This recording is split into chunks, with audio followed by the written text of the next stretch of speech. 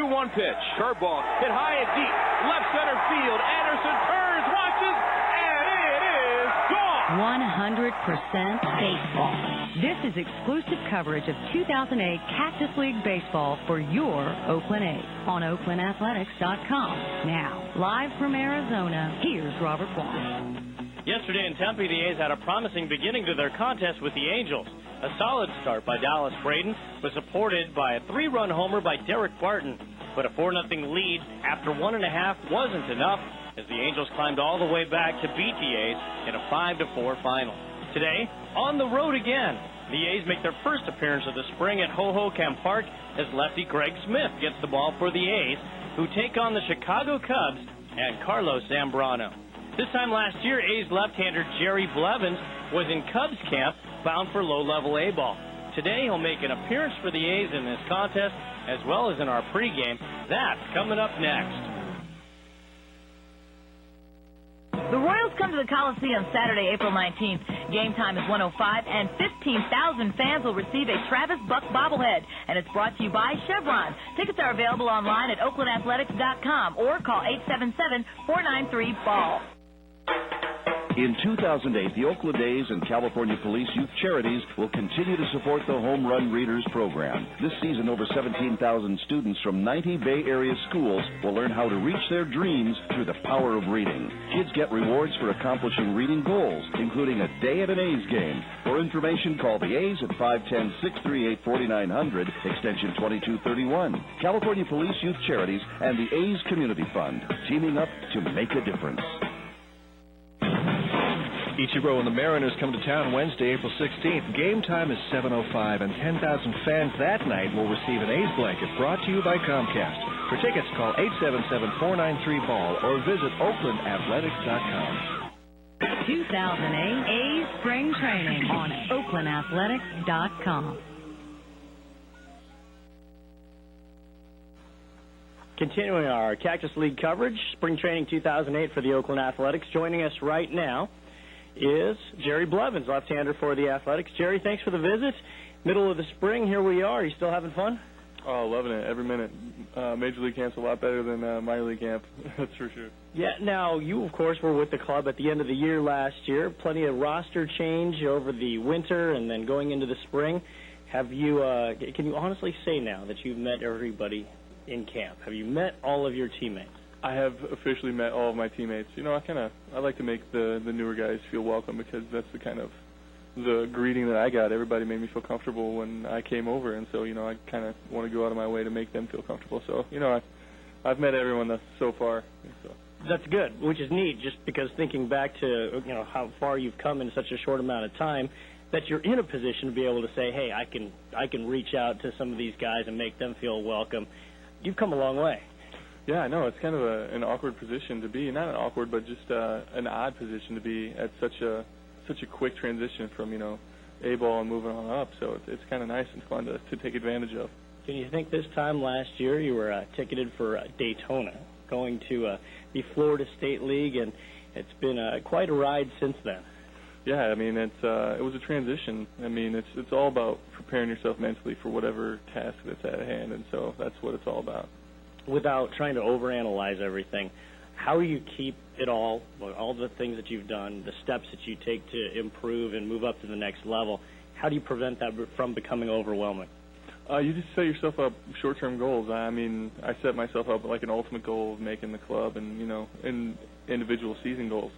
But it's everyday camp things that you wake up and you tell yourself what you want to accomplish today. That way it becomes something that's achievable on a day-to-day basis as opposed to something of mass grandeur. At the same time, I guess probably without overanalyzing it, there clearly, though, is a difference between the hitters that you face in the minor leagues and the hitters that you face at the major leagues. What for you, if there's one major difference without, you know, the obvious fact that the guys up here are better, what changes for you with that fact? It's mistakes. You can't make mistakes up here at this level. If you leave the ball up, no matter how hard you throw, it's going to get hit well, and they don't chase as much. And so you got to be more precise and more direct with what you're doing. Our guest is left-hander Jerry Blevins. More from the Valley of the Sun when we come back. Bob Guerin and his team will be swinging away at the A's Community Fund Golf Classic presented by Union Bank of California. It takes place Thursday, May 22nd at Castlewood Country Club in Pleasanton. Foursomes and individual spots are available now, and tickets can be purchased for the awards dinner and live auction. Proceeds benefit the A's Community Fund. To register or for more information on the Community Fund Golf Classic, visit oaklandathletics.com or call 510-638-4900, extension 2241. The next A's home run might make you a winner, but only if you enter the Bay Alarm Home Run Contest. The A's half of the fourth inning of every game this season is the Bay Alarm Home Run inning. An A's home run will win you an autographed baseball and 2 tickets to a future game. A grand slam wins you an autographed bat and a trip to next winter's A's Fantasy Camp in Phoenix, Arizona. To enter, email your name, address, and phone number to radio@oaklandathletics.com. That's radio@oaklandathletics.com. HealthNet is proud to sponsor A's Baseball Basics in 2008. This special program will bring dozens of Bay Area Little Leaguers to A's games this season. Kids get a chance to talk to A's players about what it takes to be a winner on and off the field. For information on A's Baseball Basics and other Community Fund programs, call the A's at 510-638-4900, extension 2329. HealthNet, a better decision. And the A's Community Fund, teaming up to make a difference.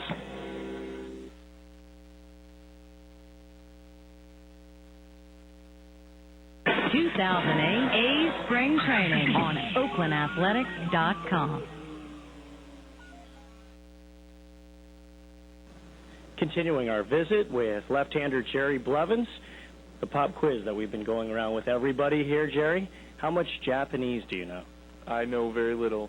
Konnichiwa and arigato. That's 2 words. You know, that's 2 words more than some of your teammates.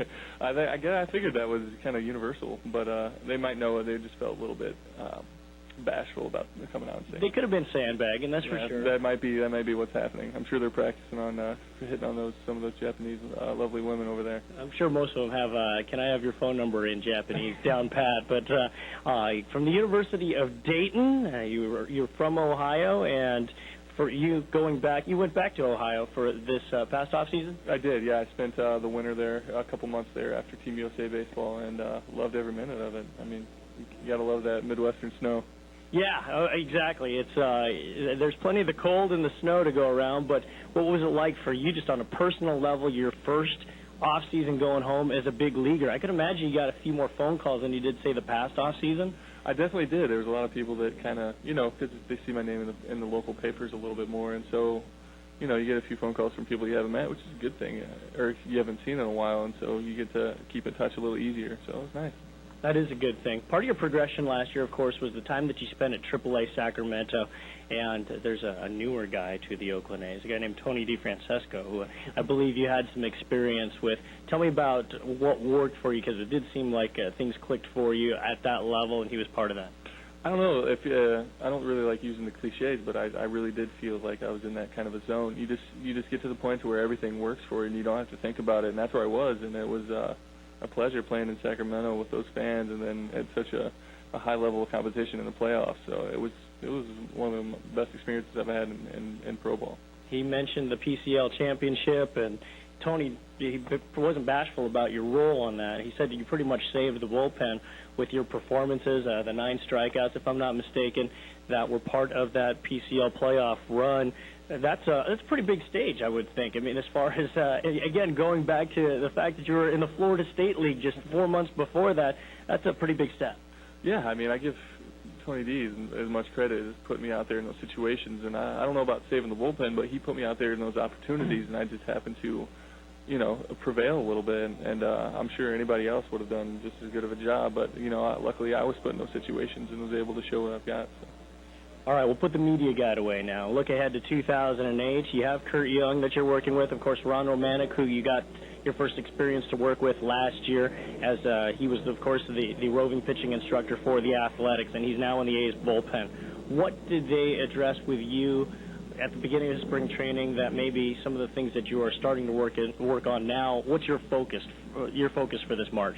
My focus right now has been just throwing strikes and keeping the ball down in the zone. When I got to Oakland last year, I had a little control issue. I was, trying to overwork and then trying to overthrow a little bit, and so my mechanics got off, and so they're just telling me to maintain within myself and just kind of repeat my delivery a little bit better. What about I guess this is something that you might not have an answer for right away. It's something that will evolve over the course of your career, but as you get into tighter situations, it's certainly going to be something that you want to improve on, is facing right-hand hitters. What is the next step for you as far as how you might approach right-hand hitters? I think it's using my changeup more. I get away from it for a while because it's harder to throw to lefties, and that's who I predominantly face, but it's preparation, and I don't think that I did a well enough job mentally preparing myself to throw more changeups and coming inside on a righties, and I think it's all about preparation. Is that a pitch you're comfortable with? Definitely. I mean, that was my pitch last year when I was in AA, and it would help me out a lot because most of the guys that I faced in the Southern League were righties, and so I had it going, and then I kind of got away from it as the season progressed, and so I kind of lost touch of it. Finally, we won't dwell on it too much, but to think of a 17th round pick from 2004, and you hear all the calculations and the odds of guys making it to the big leagues in that kind of a position, and you made it. How cool is that? I'm not sure it gets any cooler than that, really. I mean, from going to a small high school in Ohio to walking on to play college baseball, I mean, those are bigger steps than I think of anything, and then getting drafted was huge. And I think it's just, maintaining that drive. Everybody wants to play for that dream, but 99% of people aren't willing to sacrifice what it is that they need to sacrifice in order to get those. And so that's what I think about. It's one thing to impress your teammates and your organization. It's quite another when you're starting to hear that praise from people outside of the organization, and you're starting to reach that level. So congratulations on stuff that you've done already, and good luck for 2008. Thank you. I appreciate you having me on the show. All right, Jerry Blevins joining us from the Valley of the Sun. More when we come back. The 2008 home schedule begins Tuesday, April 1st, when the A's host Boston Red Sox. First pitch is at 7:05, and pregame ceremonies beginning at 6:15 will include a Hall of Fame presentation for Dick Williams. For tickets, visit OaklandAthletics.com. The A's take on the Cleveland Indians Saturday, April 5th at 1:05. 15,000 fans that day will get an A's pet calendar. Brought to you by Alvoderm and Nylabone. Tickets are on sale now at OaklandAthletics.com or call 877-493-BALL.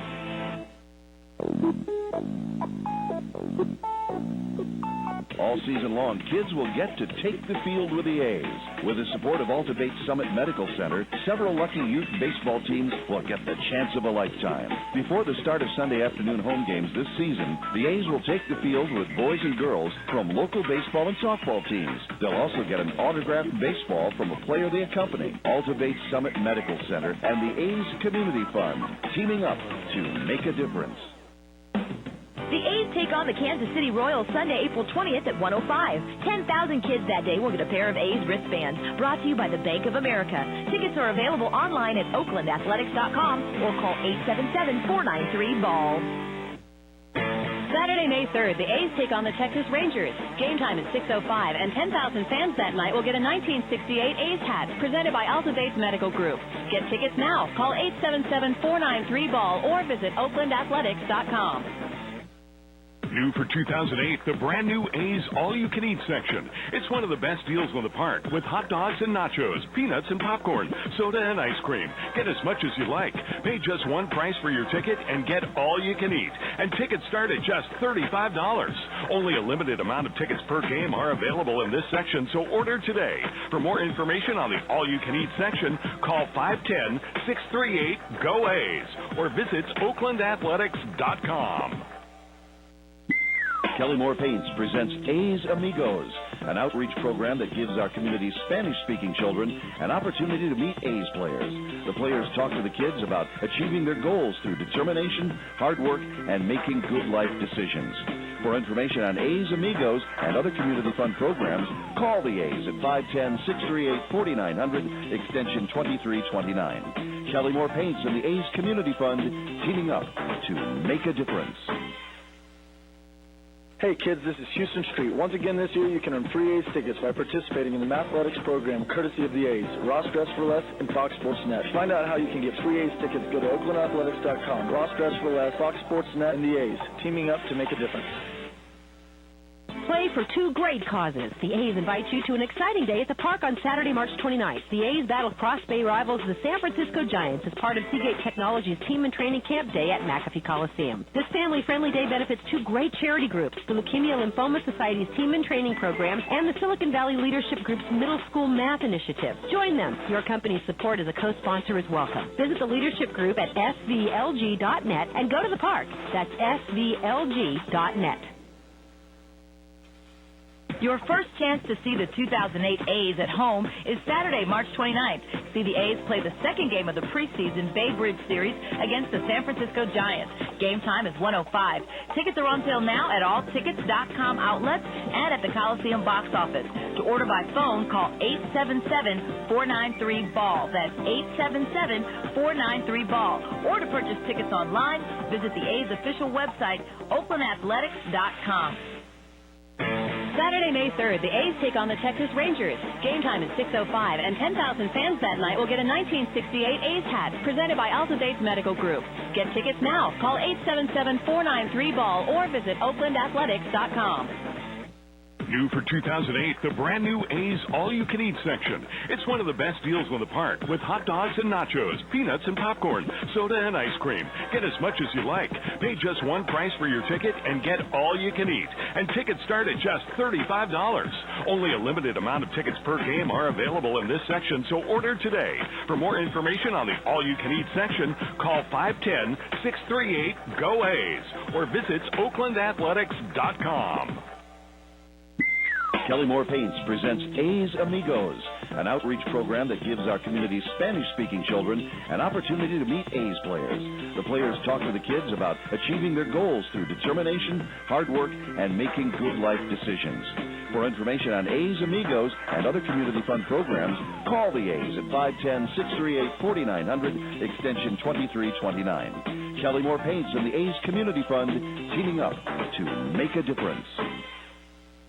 Hey kids, this is Houston Street. Once again this year, you can earn free A's tickets by participating in the Mathletics program courtesy of the A's, Ross Dress for Less, and Fox Sports Net. To find out how you can get free A's tickets, go to oaklandathletics.com. Ross Dress for Less, Fox Sports Net, and the A's, teaming up to make a difference. Play for two great causes. The A's invite you to an exciting day at the park on Saturday, March 29th. The A's battle Cross Bay rivals the San Francisco Giants as part of Seagate Technologies Team and Training Camp Day at McAfee Coliseum. This family-friendly day benefits two great charity groups, the Leukemia Lymphoma Society's Team and Training Program and the Silicon Valley Leadership Group's Middle School Math Initiative. Join them. Your company's support as a co-sponsor is welcome. Visit the leadership group at svlg.net and go to the park. That's svlg.net. 2008 A's Spring Training on OaklandAthletics.com. A warm, sun-splashed afternoon in the southeast part of the Valley of the Sun here. Robert Bwan with you at Hohokam Park as the Oakland Athletics continue. Cactus League 2008, they'll take on the Chicago Cubs from the National League Central, the division champions of the NL Central. We'll take a look at the starting lineups for both of the ball clubs as the meeting at home plate is still underway between Bob Guerin and Lou Piniella with the umpires. We'll look at the Oakland Athletics lineup first with Travis Buck leading off in right field. Second base batting second is Mark Ellis. Derek Barton is the first baseman batting third. In the cleanup spot, Jack Cuss to the designated hitter. Shortstop is Bobby Crosby batting fifth. Batting sixth in left field, Ryan Sweeney. Kurt Suzuki does the catching. He'll bat seventh. Jack Hanahan is the third baseman. He'll bat eighth. And batting ninth in center field, Chris DeNorfia. Buck, Ellis, Barton, Cust, Crosby, Sweeney, Suzuki, Hanahan, and DeNorfia. The homestanding Chicago Cubs have pretty much their A lineup out there this afternoon. As in left field, it'll be Alfonso Soriano leading off. Ryan Terrio is batting second at shortstop. Cosme Fukudome is the right fielder batting third. Derek Lee in the cleanup spot at first base. At third base, batting fifth, Aramis Ramirez. Mark DeRosa is batting sixth at second base. Giovanni Soto is the catcher today. He bats seventh. Sam Fold in center field. He'll get some time there over the next few days. As the starter, he'll bat eighth. And in the pitcher's spot, batting ninth, is Carlos Zambrano. Soriano, Terrio, Fukudome, Lee, Ramirez, DeRosa, Soto, Fold, and Zambrano. We always welcome everybody that's dialed in on OaklandAthletics.com. Nice to have you with us this afternoon. But a special welcome to those of you that are tuned in to Cubs.com, as we are the only show in town, I guess, in some literal senses. But it is always great to have the listeners at Cubs.com along with us whenever the A's and the Cubs hook up at spring training. One of the things we always do whenever we have our webcast is we invite you to be part of it by emailing us right here in the booth. Radio at OaklandAthletics.com is the email address. Radio at OaklandAthletics.com as the Cubs take the field wearing the home whites. And Carlos Zambrano scheduled to square off against the left-hander for the A's, Greg Smith. Some of the notes as we move along here, including the fact that back in Oakland right now, there are operators waiting to take your call if you wanted to find out about the best ways to make sure that you've got seats, the best seats, that are going to be available for the biggest games. The Big Game Pack is back for 2008. A's fans, 22 of the biggest games are available. You get to see games against the Giants, against the Red Sox, the Yankees, games against the division rivals, as well as some of the big interleague matchups, including a visit by Alameda's very own Jimmy Rollins and the Philadelphia Phillies. So some exciting stuff. And operators are standing by right now to take your call and give you the information you need about A's Big Game Packs. 510-638-4627. Again, it's 510-638-GO A's. Travis Buck will lead off for the Athletics. When we started spring training, before the games even began, we asked Farhan Zaidi about what Travis Buck's role might be on this team this year. Travis's role could go in a couple of different directions. I think lineup-wise, he's a guy that could really hit in any of the first top 6 spots in the lineup. He had such success hitting leadoff last year that I don't think we would see any reason to change that. So I see him hitting leadoff this year. In terms of position, he could play all 3 positions. I'm not sure if he played center field for us last year, but it's something he's talked about and actually wants to do. So depending on how the other outfield candidates shake out, he could wind up in any of the 3 spots, really. If I were to guess right now, I would say he's going to hit leadoff and be playing left field. Well, today he is hitting leadoff and playing in right field. Buck, Ellis, Barton, first 3 scheduled hitters to face the Big Z, Carlos Zambrano, an 18-game winner in 2007, 18 up, 13 down, a 3.95 ERA.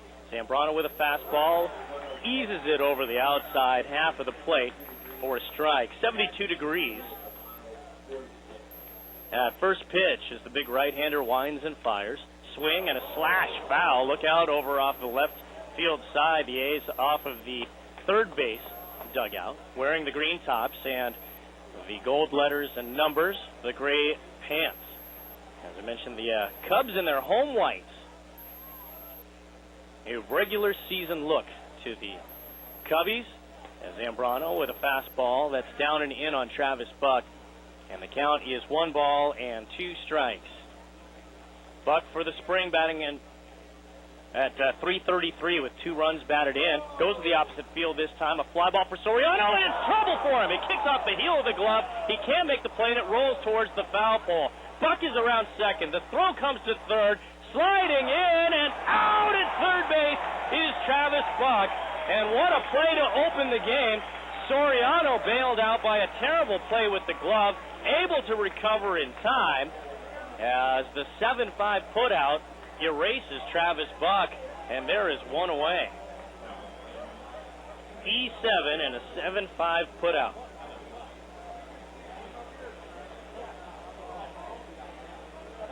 It was a tough sun. The sun field is actually in left, so he was battling that a little bit, but still a very makeable play as Mark Ellis takes strike 1 from Zambrano. Righty versus righty. Zambrano's fastball is a bit too low. Aramis Ramirez is at third base. He's the one that took the throw and applied the tag on the sliding Travis Buck. As Zambrano's next pitch is hit high in the air to left field. Another chance for Zambrano. He's looking up and makes this one a little more easily. And you can hear the Cubs faithful and their thoughts about that one. And there are 2 away. It brings up Derek Barton. Barton, who got his first start yesterday since being hurt over the first weekend of the spring, had that bum wrist. As he looks at a first pitch and swings at it, fouls it off the left side. Fastball that was down and in for strike one. Barton hitting a 3-run home run yesterday against Matt Wilhite with a couple of runners aboard against the Angels. Swing and a deep drive to the gap in right. Long run for Sam Fold, who lays out. Does he have it? He makes it a tremendous catch. Sam Fold lays out and holds on to the ball. And a standing ovation from the Cubs faithful here at Hohokam Park. So some balls hit very hard here by the Athletics in the first inning, but nothing to show for it as Zambrano faces the minimum. A's fail to score in the top half of the first. The Cubs coming up in the bottom half. On sale now, the best ticket plans to see your 2008 Oakland A's. Get discounted ticket prices, priority seat selection, and special deals on A's merchandise. Discount parking options are available, and season ticket holders pay the same price for all games in 2008. Ticket packages are also available in the new all-you-can-eat section. Full and partial season plans are available for as little as $62. Call the A's at 510-638-4627. That's 510-638-GO-A's. Your first chance to see the 2008 A's at home is Saturday, March 29th. See the A's play the second game of the preseason Bay Bridge Series against the San Francisco Giants. Game time is 1:05. Tickets are on sale now at all tickets.com outlets and at the Coliseum box office. To order by phone, call 877-493-BALL. That's 877-493-BALL. Or to purchase tickets online, visit the A's official website, oaklandathletics.com. Back for the 2008 season, the A's Big Game Pack. 22 of the year's most exciting matchups in one easy package. See games against the Yankees, Phillies, and Giants, as well as the home opening series against the world champion Boston Red Sox. See all 4 fireworks games and late September showdowns with the Angels. Big Game Packs are available in all levels with plans starting at just $198. Call the A's today at 510-638-GO-A's. That's 510-638-4627 or oaklandathletics.com. 2008 A's Spring Training on oaklandathletics.com.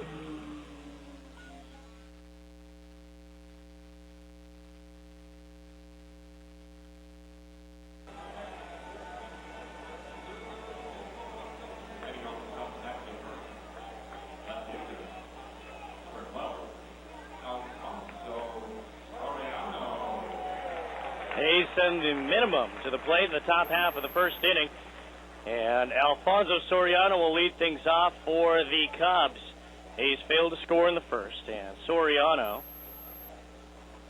the leadoff man, facing Craig Smith, left-hander for the Athletics, getting the start today, his second start of the spring. And he starts off Soriano with strike one. Long-time infielder, now full-time outfielder, swings, takes a huge hack at a pitch up in the zone. Soriano batting .300 with a run batted in. He is quickly down 0-2. Greg Smith, mentioned his third start of the spring. Left-hander winds and fires. Line drive, that's foul off the left side. For Greg Smith, 1 win. No losses at 1.8 ERA. His last outing was actually against the Cubs in a game over at Phoenix Municipal Stadium on the 6th. Went 3 innings, gave up 2 hits and just 1 run, struck out 2 in the 12 batters he faced. As the fastball is outside, count is 1-2. Jack Hanahan playing near the line over at third base. Bobby Crosby, the shortstop, a step in front of the outfield grass. At the outfield grass rim is Mark Ellis at second. Derek Barton at first. As an off-speed pitch. Breaking ball that time, I think, from Greg Smith. Tries to hit the back door and misses, and it's 2 balls and 2 strikes.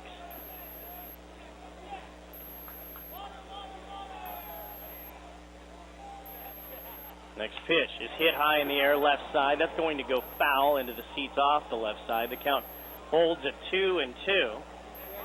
The left fielder for the Athletics playing deep and left with a powerful Soriano up is Ryan Sweeney. It's Denorfia in center playing straight away, and in right field, Travis Buck. Another 2-2 pitch on the way. A swing and off the end of the bat. It goes foul. Out of play on the right side. Cubs enter this contest this spring at 5-8. The reverse of the A's record coming into this contest, 8-5. Smith with the glove in front of the face, gets a sign he wants, winds and fires. Swing and another foul. Out of play right side. Working the dish today, Brian Gorman. Over at first base is Ed Montague. Second base umpire Dana DeMuth, and at third base Bill Miller. So a prolonged battle to start off the game between Greg Smith and Alfonso Soriano. Another 2-2 pitch.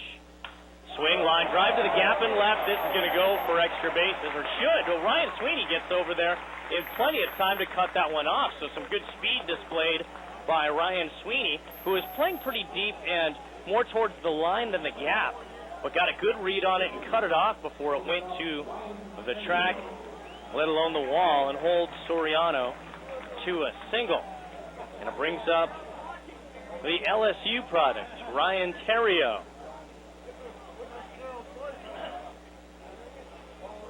At shortstop today for the Cubs, and he'll probably be there quite a bit, you'd have to think. The A's looking for two up the middle. As a throw over to first base, Soriano dives in just ahead of the throw. It's sort of a quick move by Smith, but didn't have a whole lot on the throw. So I think he was just trying to keep him close more than anything. The A's outfield shifts around just a bit over towards right as they pitch him outside. They try to get him outside. Theriot checks his swing. No swing, says Ed Montague. So holding up in time, and the count is 1-0. Got a longtime fan, Marlene, who is here at the game today, an A's fan, wants to say hi to some friends. As Smith throws over again, and this one is in the dirt. Soriano getting back in plenty of time. Marlene says, please say hello to Athletics Nation. And Blaise, Christy, and Scott.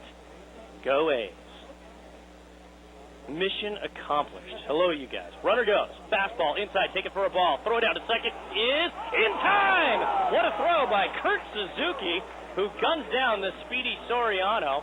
2-4 on the putout, and that's the first out.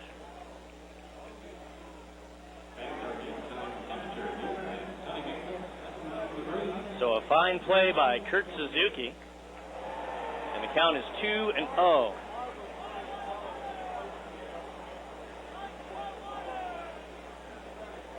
Pitch on the way. Fastball, that's up and in. Now 3-0 on the Cubs infielder with Cosme Fukudome on deck. Now the outfield playing straight away as a 3-0 pitch is off the outside corner, and it's ball 4. A 4-pitch walk issued by Smith to Theriot to bring up Cosme Fukudome.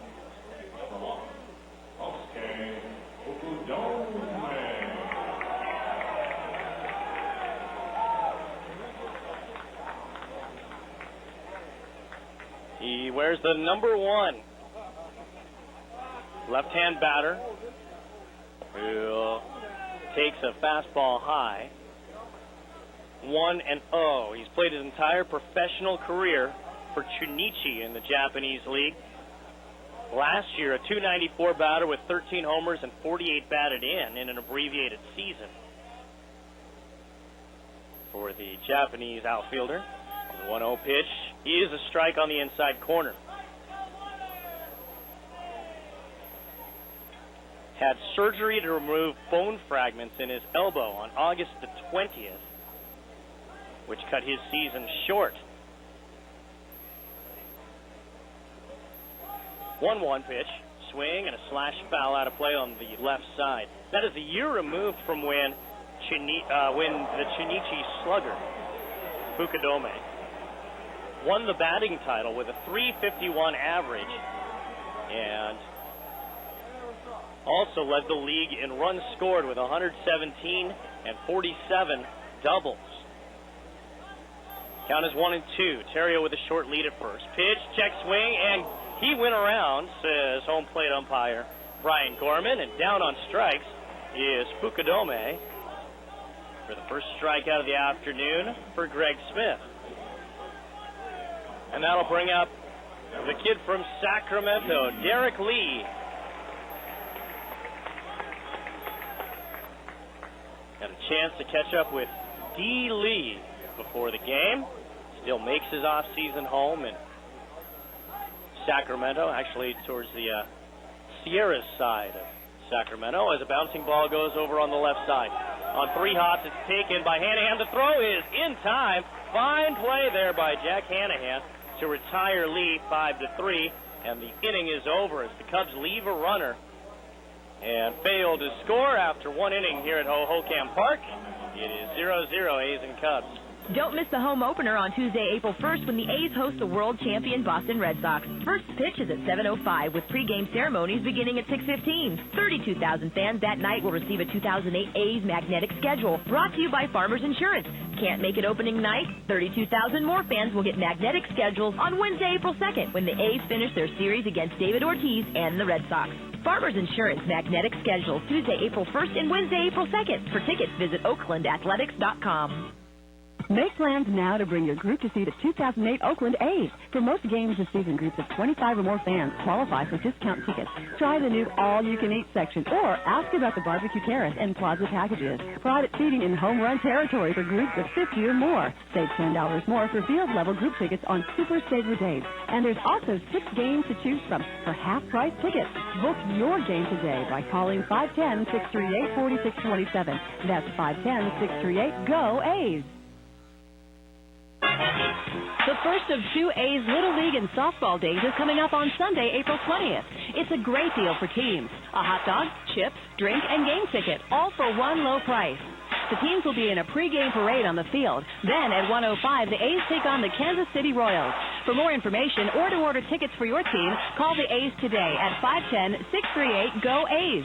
That's 510-638-4627. Or visit OaklandAthletics.com. 2008 A's Spring Training on OaklandAthletics.com. No score between the A's and the Cubs after 1 inning here in Mesa. Beautiful warm day here in the Valley of the Sun. Probably about 80-85% capacity here at the home of the Cubs in the southeast part of the valley as Jack Cust gets ready to stand in. Cust, Crosby, and Ryan Sweeney.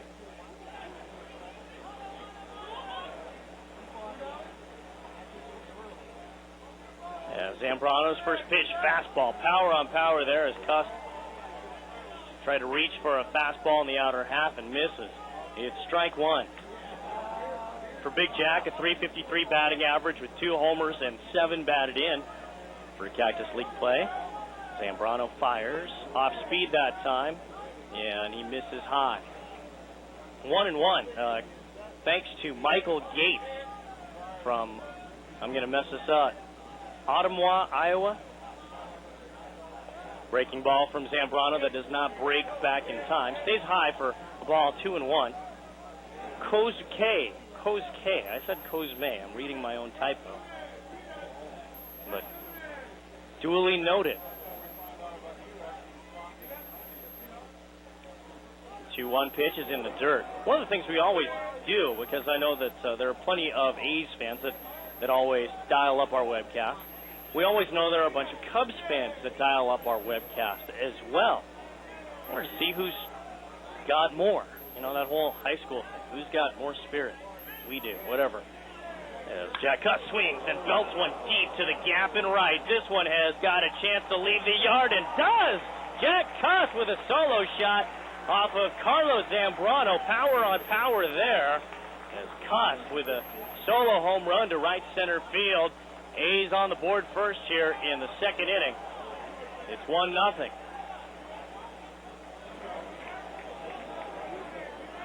Third home run of the spring for Big Jack.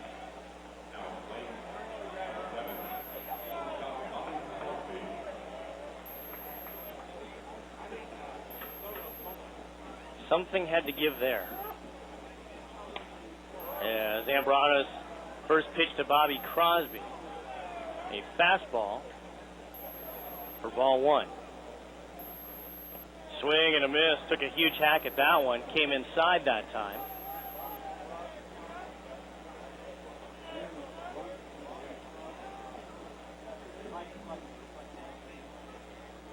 Righty versus righty. And a fastball inside. As I was mentioning, I know that there are always a lot of Cubs fans as well as A's fans on these webcasts. I wanted to try to figure out who's got more representation. Good breaking ball that time. Ran a slider away from Bobby Crosby, who went fishing for that. Crosby down on strikes. So I guess the only way to do that is by sending email to radio@oaklandathletics.com. radio@oaklandathletics.com. A's fans, Cubs fans, let me know where you're at, and we'll try to say hi to as many of you as possible. Is a fastball from Zambrano. Down and in on Ryan Sweeney. The A's left fielder today. Looking at a strike that time. It's 1 ball and 1 strike.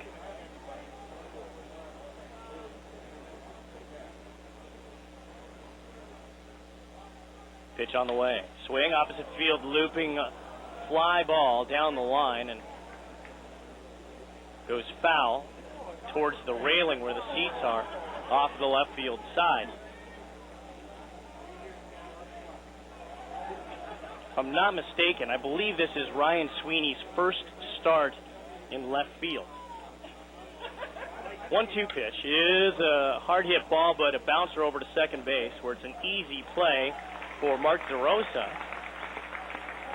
to throw, and 4-3 down goes Ryan Sweeney. And with 2 away, Kurt Suzuki will be the batter. So Kurt already showing some glove by erasing the speedy Soriano, the leadoff man who reached for the Cubs in the first inning.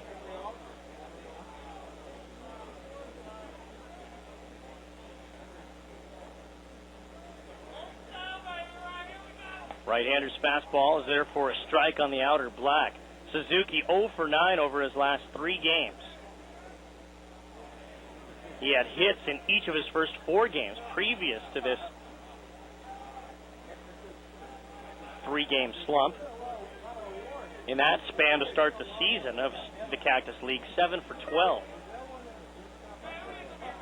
Zambrano deals on 0-1.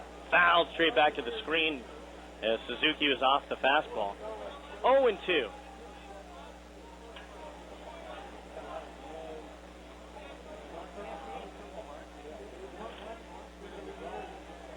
Do have some news to report for the Oakland A's as we move along this afternoon too. Some injury updates and some of the scheduling that's going to lead the A's up to their final weekend of Cactus League play coming up this weekend. As the 1-2 pitch to Suzuki swung on and hit off the end of the bat towards right field, and it falls in for a base hit. Great hitting there with 2 strikes by Kurt Suzuki. It looked like a pitch that might not even been a strike, but he wanted to make sure that if it was, that he was going to fight it off. That one just off the end of the bat, hitting it where it was, and Suzuki with a 2-out single. And the batter will be Jack Hanahan. Left-hand batter for the A's, playing third base.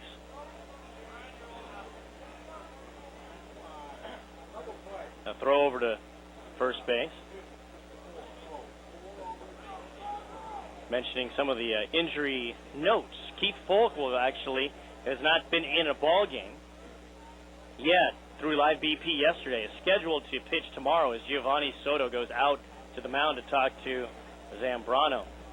He will, according to Bob Guerin, be able to get in at least 5 games before the regular season starts. That would include one of the 2 exhibitions that the A's are planning to play as part of that trip to Japan prior to the 2 games that do count with the Red Sox. Fastball right down the middle. The count on Hanahan, 0-1. Also, Justin Dukeshire, as he prepares to start the regular season, his day to throw would be Thursday. That's the off day for the A's. Bouncing ball that goes foul towards the Cubs dugout off of the first base side, 0-2.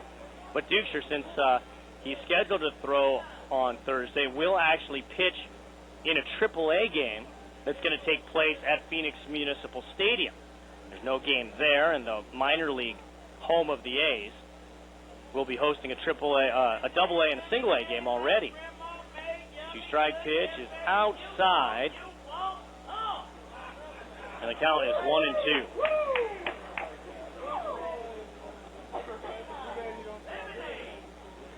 Also with Eric Chavez, the goal is to hopefully know his status by Monday. Today, though, he's taking batting practice, or actually already took a batting practice in a simulated game that took place at 10 o'clock this morning over at Papago Park. Zambrano deals, misses inside. The count now 2-2. He did that today, and that was the only thing he was going to do.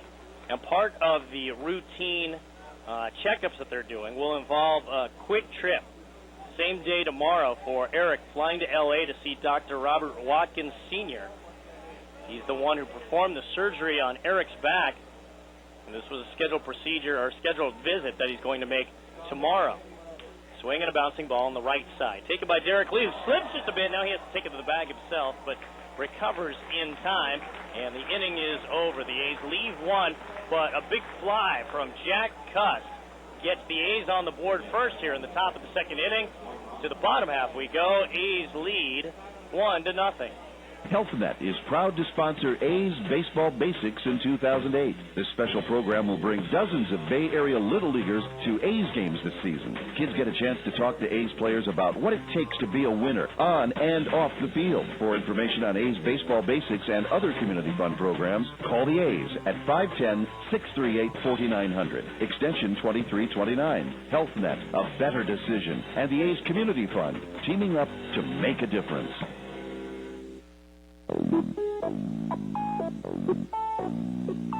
All season long, kids will get to take the field with the A's. With the support of Alta-Bates Summit Medical Center, several lucky youth baseball teams will get the chance of a lifetime. Before the start of Sunday afternoon home games this season, the A's will take the field with boys and girls from local baseball and softball teams. They'll also get an autographed baseball from a player they accompany. Alta-Bates Summit Medical Center and the A's Community Fund, teaming up to make a difference. 2008 A's Spring Training on OaklandAthletics.com. A's leading 1-0 as we go to the bottom of the second. Greg Smith on the hill for the A's. When we visited with Farhan Zaidi before the game started, he noted that the left-hander acquired in the Diamondbacks trade had been impressive just from his very first bullpen. Smith has really impressed so far in his bullpens just because of his ability to really put the ball where he wants it. He has outstanding command. He's 88-91 with a fastball, which is solid average for a left-hander. He throws a spike curveball, which looks like it's going to be at least an average, if not a plus pitch. He throws a slider and a changeup also, but his bread and butter are really the fastball and curveball and the ability to put those pitches where he wants. He's not a guy who's had exceptionally high strikeout numbers in the minor leagues, which is something we generally look for, but we had such positive reports on his pitchability, and we've seen that firsthand so far in camp, that he's really a guy that has a chance to be in our rotation at some point this year. He's done very little wrong so far, kind of like a guy I know from the San Francisco Chronicle, John Shea. Hi, John. Good afternoon. How are you? Great. Greg Smith getting ready to face Aramis Ramirez. First pitch swinging, a bouncing ball. It's up to first base. Easy play for Derek Barton. So one pitch and one out for Greg Smith against Aramis Ramirez to bring up Mark DeRosa. You still having fun in the Cactus League? Yeah, boy, I've been coming down to Arizona since the Padres played in Yuma. When was that? It was mid-'80s, Okay. 84, 85, 86, 87. Then I moved up to the Bay Area, and the Padres left Yuma. As Mark DeRosa stands in, Cubs second baseman, right-hand batter, who looks at a fastball away from Greg Smith. It's amazing how the league has changed, and all the people who have come out in gobs over the years.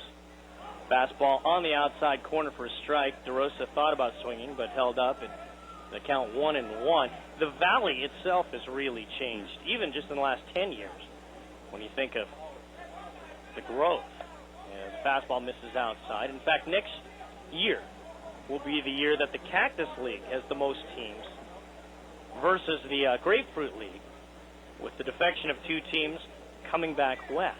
As a 2-1 pitch is looped towards shortstop. Bobby Crosby was almost perfectly there, took a step to his left, and that is the second out to bring up Giovanni Soto.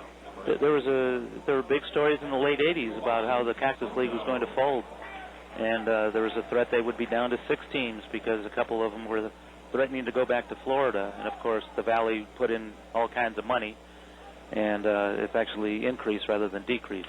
Bouncing ball, first pitch swinging. The Cubs must have somewhere to go. They're swinging into everything so far. But, you know, the crowds are down, it appears, this spring. The economy, a lot of talent has gone to Florida as well. A lot of talent out of the game, too. 1 strike pitch is there for a strike on the back door, 0-2. Bonds used to draw quite a crowd wherever he went in the Cactus League. He's not drawing any crowds right now, none that he wants anyway. The fastball was up in the zone, not recognized in time by Soto, and Greg Smith making extremely quick work of the Cubs' second strikeout as he puts down the Cubs 1-2-3 here in the second. As we continue to visit with John Shea from the San Francisco Chronicle. I know A's fans have their questions if they wanted to ask some things of John. Radio at OaklandAthletics.com. That's the same email address that you can reach us at. That all kinds of fans from all over the country. We have the Cubs audience today, too. So we've got fans from everywhere that are dialing us up. Speaking of crowds and Bonds, he was in a crowd last night, but it wasn't a baseball crowd. Apparently he was at the Laker-Sacramento game. Is that right? Sitting next to the Maloofs, the owners of the Kings. Very interesting. And that won't get him a job in baseball, will it? Probably, I don't think so.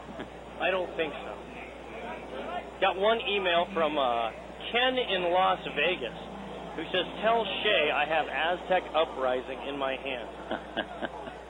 There's only one man that could be. There's only one guy that could be. That is an anonymous A's fan. He's a former Aztec himself, San Diego State. About the glory days of San Diego State, which were about 2 or 3 decades ago. That was back in the day, huh? Yeah. John, one of the things that, of course, with Greg Smith on the hill, part of the questions, as it is with a lot of teams this time of year, is trying to figure out who the 5th starter is going to be. The A's, there's no lack of candidates, and there's no lack of guys that are performing well enough that at this point of the spring they should be named. Who do you, if you were going to put all your chips on one number, who do you think that guy would be? Well, I like Gio Gonzalez a lot, but it's not going to be him. He's not a roster man, and I think they want him to work a lot more down in AAA. But you talk to the manager, it's really an open book. But Eveland is a guy I think they really wanted to win the job. Whether he does is another thing. He has the maturity and experience more so than the others anyway. And after Jack Hanahan grounded out, we're at the number 9 spot in the order, Chris DeNorfia, who takes a strike. Zambrano's next pitch, a fastball inside, now 1-1. It is nice, though. I mean, usually the A's come in here stacked with a rotation they've preset. Fastball is inside. So it's kind of nice to see some competition, and there's obviously all kinds of competition for roster spots with all the youth implemented into the camp this year. 2-1 pitch is fouled straight back to the screen, and it might have gotten I thought maybe it got a chip of DeNorfia's bat, but he just climbs out of the box on a count of 2-2.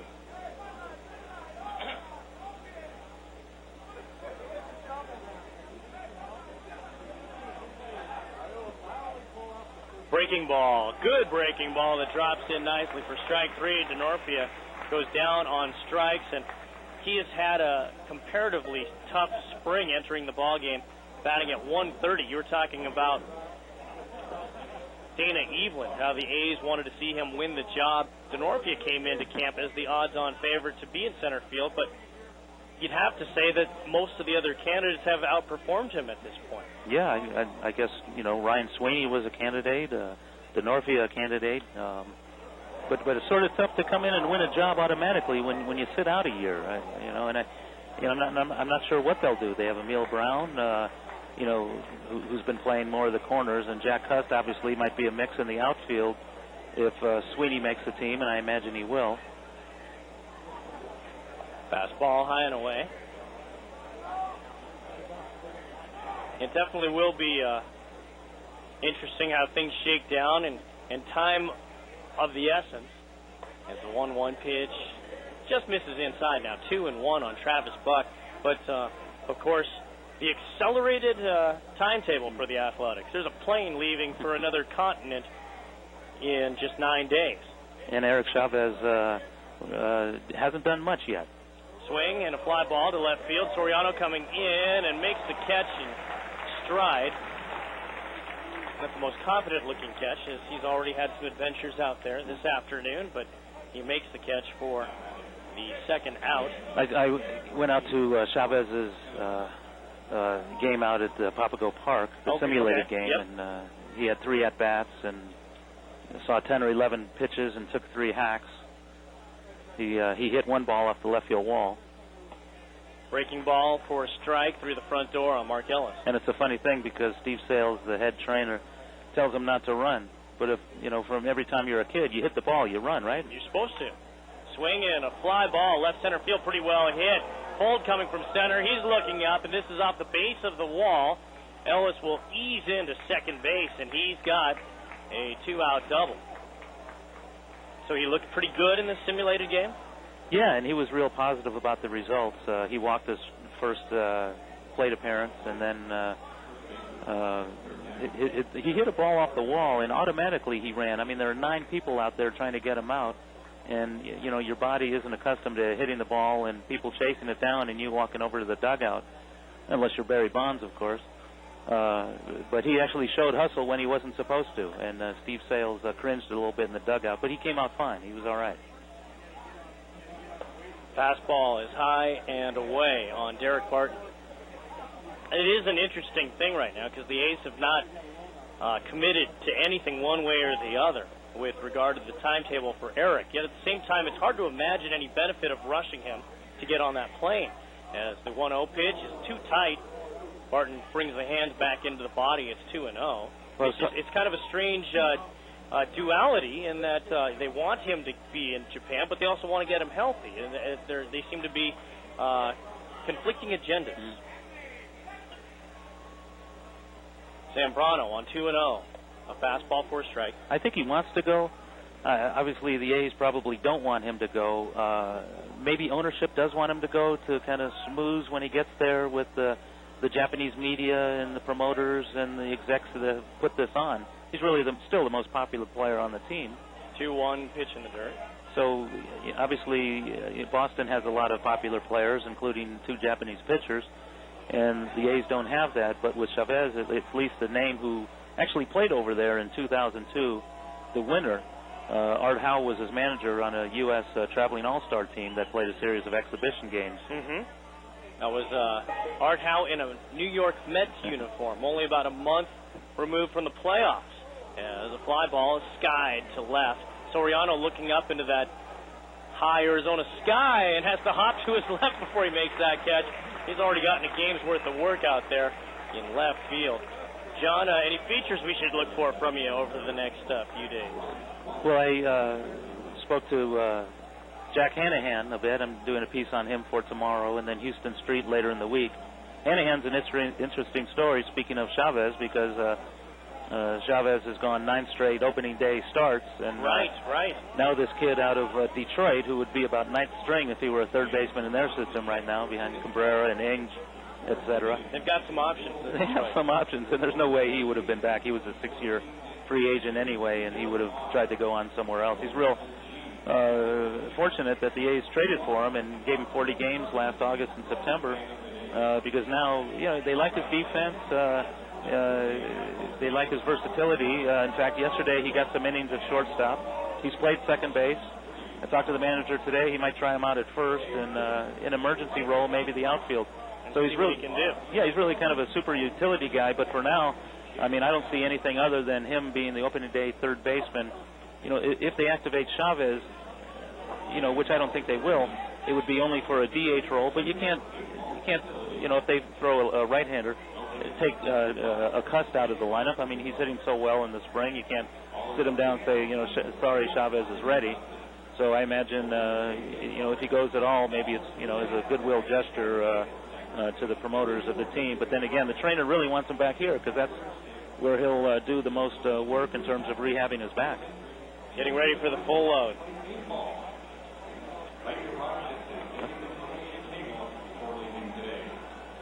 He's going to let you. I'd only committed you for an inning or so, but John Shea, you're willing to stick around for another 3 outs, right? Hey, these A's, they play ball quickly. I tell you, I just wanted to make sure that you could go to your day job. Didn't want to keep you too long here on the webcast, so we love having John Shea alongside. As we go to the bottom of inning number 3, 1-0, the A's leading on a Jack Cust home run off of Carlos Zambrano. And here is Sam Full, the leadoff man of the third inning, batting 8th in center field. Lefty versus lefty, a bunt stabbed at high in the air that will drop foul territory halfway between third and home. Well, I'd be interested to hear your choice for center field and the number 5 pitching spot in the rotation. My goodness, you know, I think it's hard to ignore what Greg Smith has been doing. I really like what he's done so far, even though he's got experience-wise sort of a shorter resume. As a fly ball is hit to center field, playable for DeNorfia, drifting in front of the 410 sign in center field, makes the catch. And there's one away. I do like what Greg Smith is doing. It's very quiet. He shows some command. He's got some composure against some of the big hitters. I can't point at anything that he's done wrong so far this spring. And this is no B team the Cubs are playing today. That's correct. Zambrano. The Cubs are using the pitcher spot to hit with the pitcher as a fastball from Smith misses away. I think he must have in his contract, don't bench me when I'm pitching. He loves to hit. I think he loves to hit. He might be the only pitcher who likes hitting more than pitching. He's pretty good at it, too. As 1-0 is just off of a fastball that screams back to the screen. And the count is 1 ball and 1 strike. As well, how about in the outfield? Well, the outfield, that's a trickier spot, too. As Smith fires and reached for, hit high in the air towards right field, backpedaling is Ellis, and he calls it and has it under control the whole way, and there are quickly 2 outs. Linden has played the best on paper, but most of his hits have come in the middle or late in games, so I think that you do have to kind of curb your enthusiasm with that. Ryan Sweeney's shown great defense. Between those two guys, they've done very well. Chris DeNorfia's defense has been very solid, but he's been slow to come with the bat. Well, maybe they'll just lean toward the better defensive player among the 2 or 3. They may. The first pitch from Smith misses away to Soriano. 1-0. Off-speed pitch, it stays high on Soriano. 2-0. With Linden, you know, it's a funny story. He came here, signed in mid-November. I was really hoping he would be in the mix out there, but he's getting a feeling that because he does play so many games late, that he's not going to have a chance to make this team. Fastball away. Even though, before yesterday, he was 10 for 10 in at-bats in which he put the bat on the ball. Wow. He was 10 for 14 with 4 strikeouts. Wow. And then he grounded out finally yesterday. 3-0 is a strike about chest high. 3-1. Nobody on, 2 outs here, and the A's leading the Cubs by a count of 1-0. And a 3-1 pitch on the way. Swing and a miss. Good breaking ball there. As the count now goes full. That's the kind of stuff from Greg that looked very good, where he just shows command. He does look mature out there. Full count pitch on the way. Off the end of the bat, a fly ball to center field. Moving towards the alley and left is DeNorfia, who makes the grab, and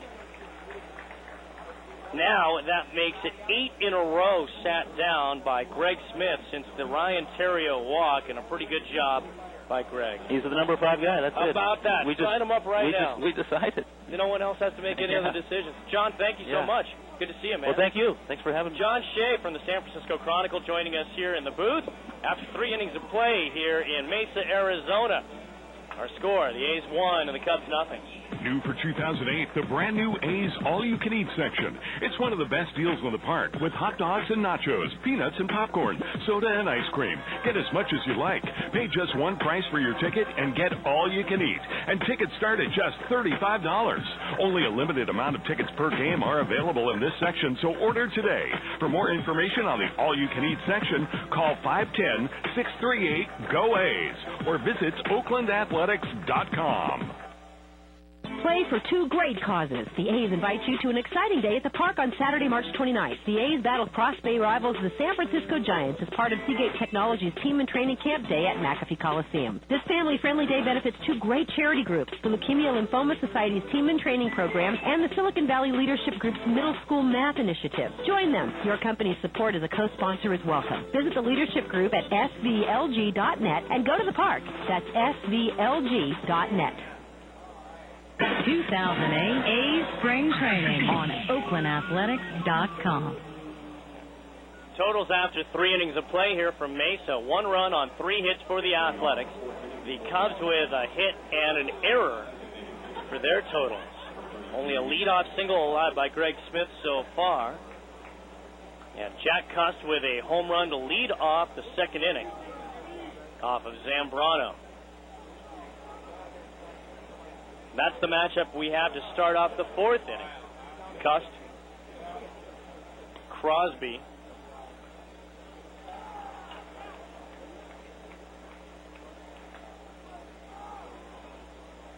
and Sweeney as the first pitch is called for a strike.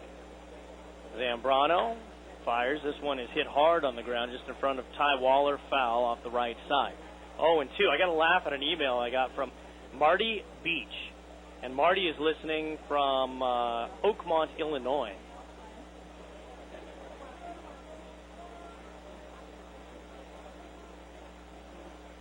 Zambrano fires and misses down and in. 1-2 now. He says, please turn the sound off your computer. Every time you get an email, your computer goes ding. And thousands of us listening online are checking our email only to find nothing. The 1-2 pitch is a called strike 3. Froze him.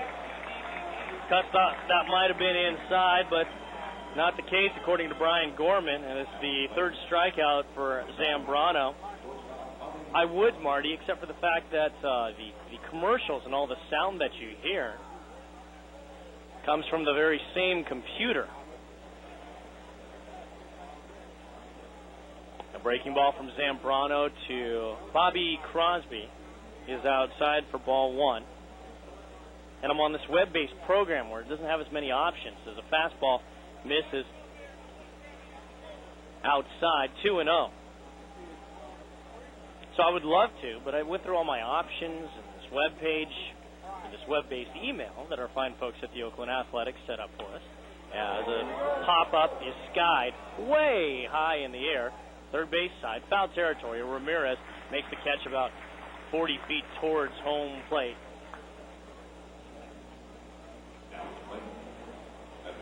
And with 2 away, Ryan Sweeney will be the batter. So I did look into that. It's just not an option that I've found so far. The second I do, though, I'm on board with your idea.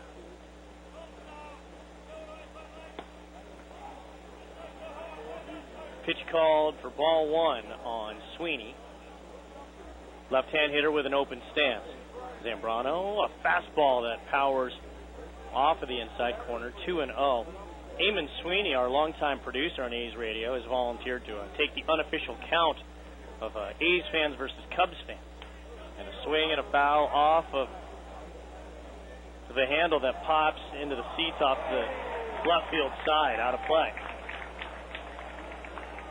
His unofficial count right now, Cubs 33, A's 11. 2-1 pitch. Broken bat, fly ball, right field. That will drop in perfectly between Mark DeRosa and the right fielder Fukudome, and Ryan Sweeney with a 2-out single. So the Cubs are winning. For whatever that's worth. I don't know what you would win by winning the email contest. I just kind of like seeing who's out there. Obviously, a lot of fans getting excited about the new season about to embark. These are two teams, though, I wouldn't say going in opposite directions as Kurt Suzuki comes up, as the fastball is inside. But clearly, the Cubs, as the champions of the Central, returning most of their team from a year ago under the skippership of Lou Piniella, looked at as one of the favorites to go back to the postseason. Swing, fly ball, right center field. Bull shading his eyes, he can't find it, but coming over to help out is Fukudome. He makes the catch on Suzuki, and the inning is over. The A's get a 2-out single by Ryan Sweeney and nothing more. We head to the bottom of the fourth inning, and the Athletics lead the Cubs by a score of 1-0. The next A's home run might make you a winner, but only if you enter the Bay Alarm Home Run Contest. The A's half of the fourth inning of every game this season is the Bay Alarm Home Run inning. An A's home run will win you an autographed baseball and 2 tickets to a future game. A grand slam wins you an autographed bat and a trip to next winter's A's Fantasy Camp in Phoenix, Arizona. To enter, email your name, address, and phone number to radio@oaklandathletics.com. That's radio@oaklandathletics.com.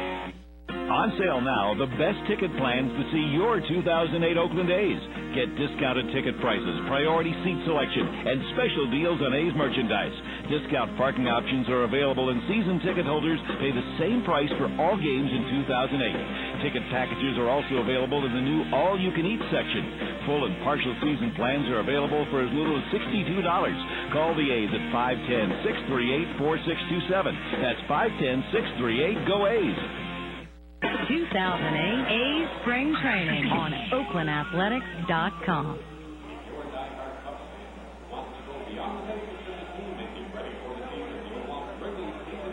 To the bottom of the fourth inning we go, with the A's leading the Cubs by a score of 1-0.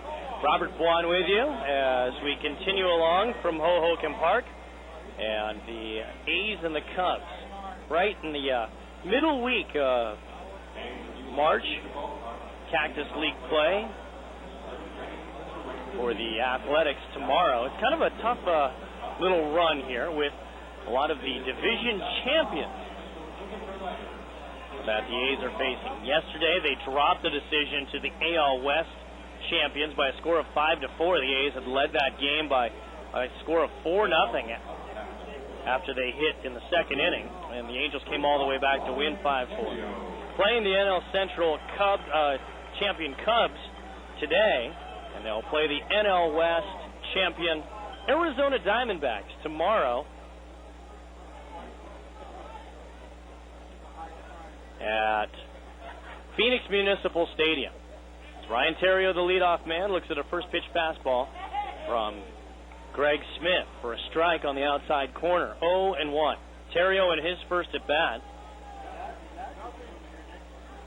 The only man to reach base and stay there, I suppose, as a line drive is smacked right back up the middle and into center field. A base hit.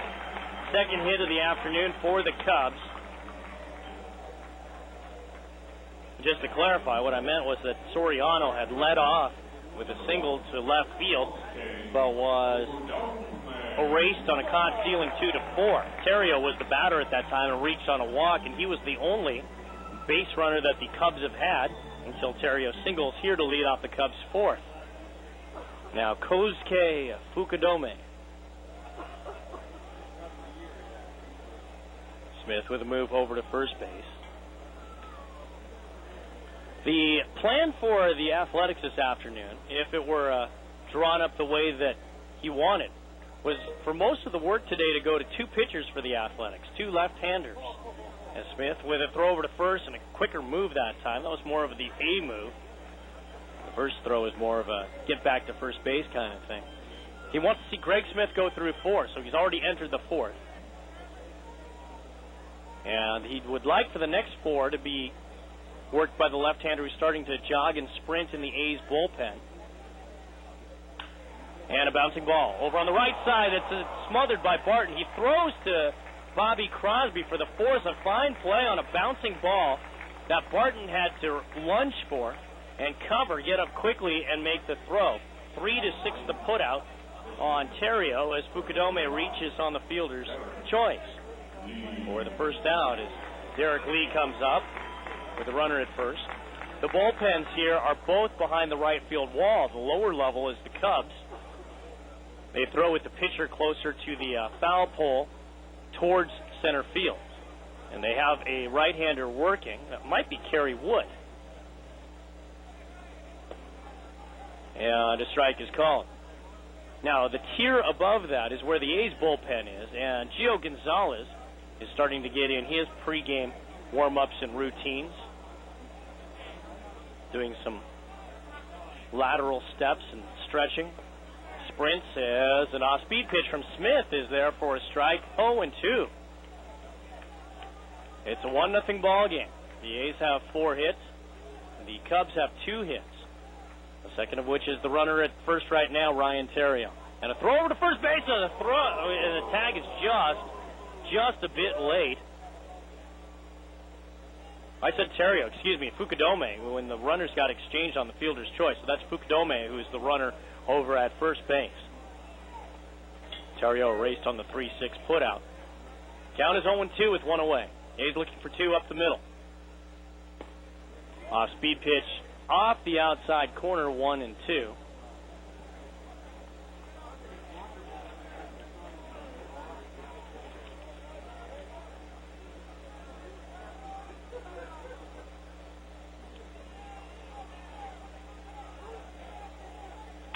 Swing, bouncing ball, taken by a diving Hanahan. Wheels to second for 1. Down to first, and what a play by Jack Hanahan.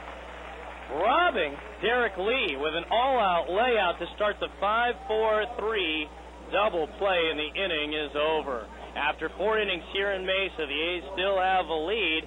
It's the A's 1 and the Cubs nothing. HealthNet is proud to sponsor A's Baseball Basics in 2008. This special program will bring dozens of Bay Area Little Leaguers to A's games this season. Kids get a chance to talk to A's players about what it takes to be a winner on and off the field. For information on A's Baseball Basics and other community fund programs, call the A's at 510-638-4900, extension 2329. HealthNet, a better decision, and the A's Community Fund, teaming up to make a difference. The A's take on the Cleveland Indians Saturday, April 5th at 1:05. 15,000 fans that day will get an A's pet calendar. Brought to you by Alberderm and Nylabone. Tickets are on sale now at OaklandAthletics.com or call 877-493-BALL. Saturday, May 3rd, the A's take on the Texas Rangers. Game time is 6:05, and 10,000 fans that night will get a 1968 A's hat presented by Alta-Dates Medical Group. Get tickets now. Call 877-493-BALL or visit OaklandAthletics.com. 2008 A's Spring Training on OaklandAthletics.com.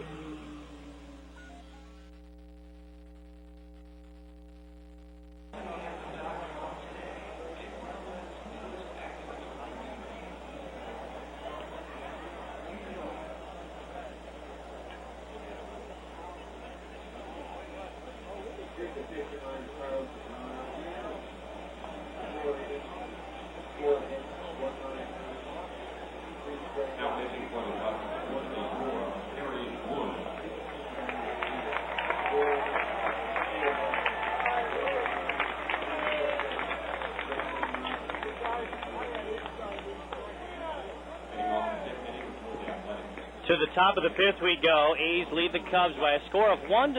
Nice to have you with us on this Tuesday afternoon in Mesa. Robert Bwan with you as the Cubs have the new right-hander on the hill. It is indeed veteran right-hander Kerry Wood, number 34. A fastball swung on and fouled back to the screen. by Jack Hanahan. Hanahan, Denorfia, and Buck, the scheduled hitters for the Athletics, 8, 9, and 1 in the order.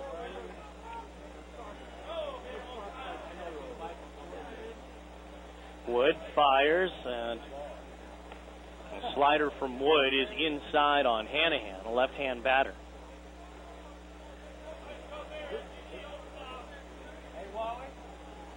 Pitch on the way. Tried to check his swing. It's fouled, actually, at the plate.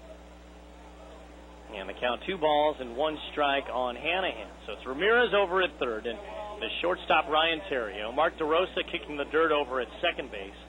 Derek Lee standing over at first.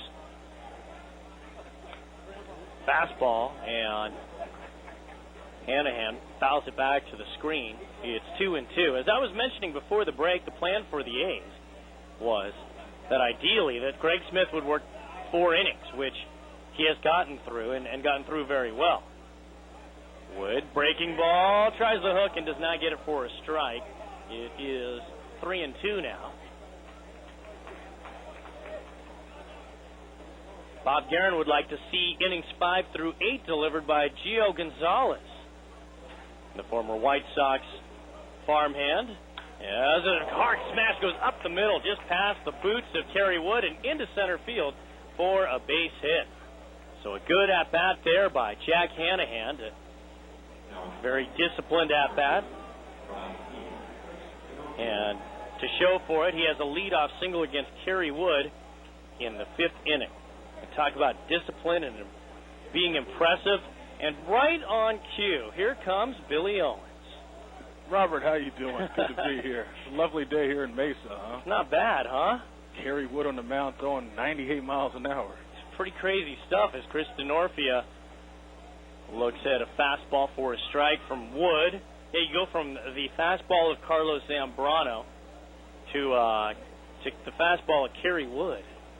Yeah, downstairs my radar gun was melting. I mean, Carlos Zambrano was 96 miles an hour, and the ball was moving everywhere. He's a tremendous athlete. I think he's actually he shouldn't be a 9-hole hitter either. That's a pretty vicious swing from Carlos Zambrano. He swings the pole as well as any of them that are pitchers, doesn't he?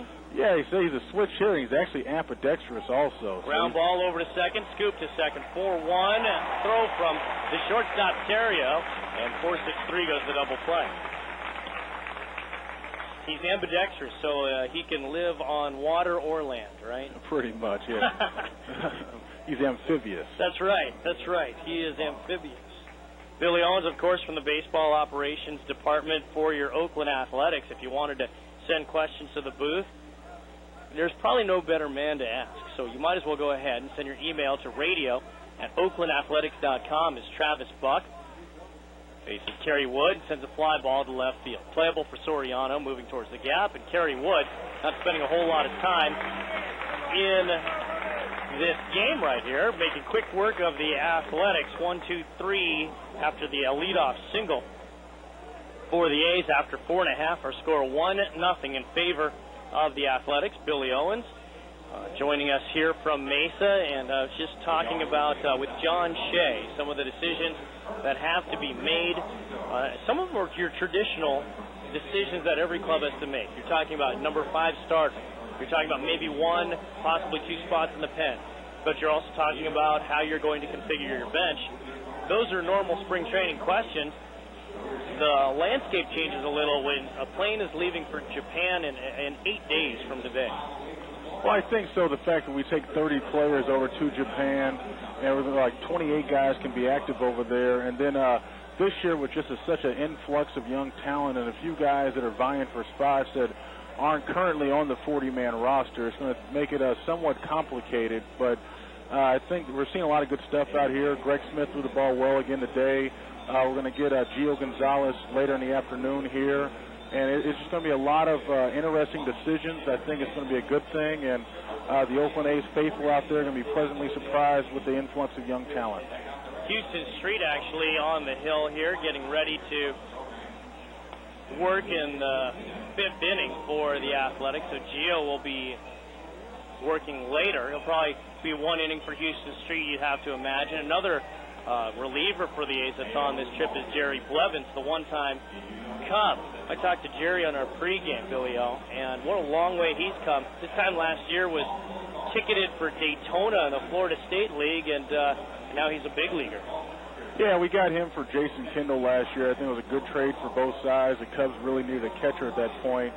And we still got a legitimate prospect that Jerry worked his way from Daytona last year to Double-A with the Cubs and us. He dominated Triple-A last year in the playoffs and the PCL. And he came to the big leagues and figured out that it's a little bit different up here. But we're excited about Jerry and what he's going to bring to the table going forward.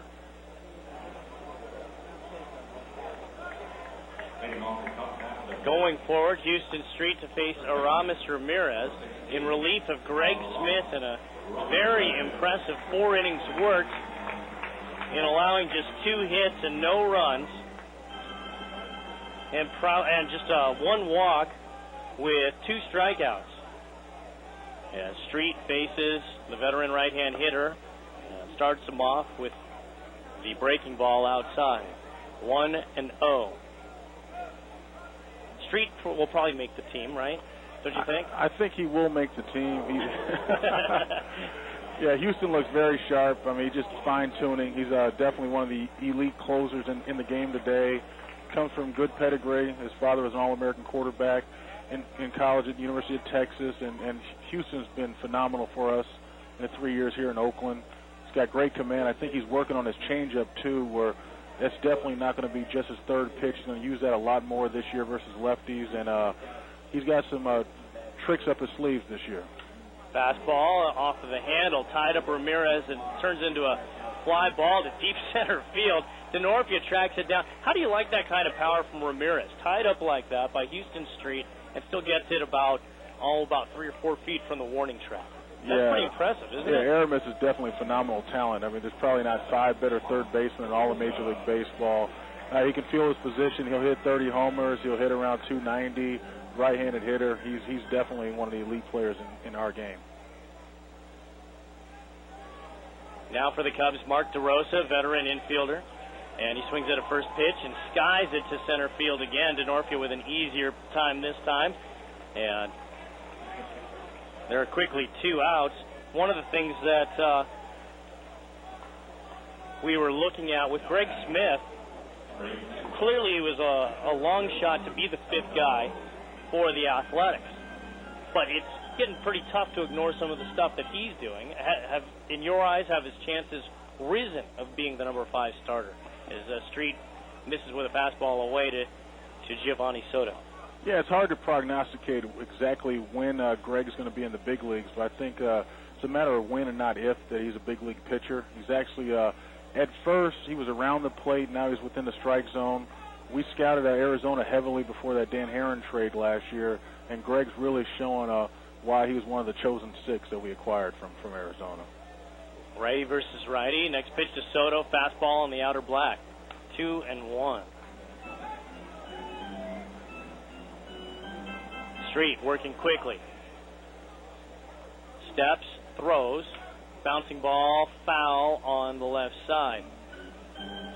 Has this camp for you, I don't think there were any surprises that the talent is shown from some of the guys that have played in camp, even some that have gone back to minor league camp. As Street steps towards first and throws, an off-speed pitch that misses away. But if there is somebody that you would look at and say, this guy has been more surprising than I would have given him credit for, who would that be?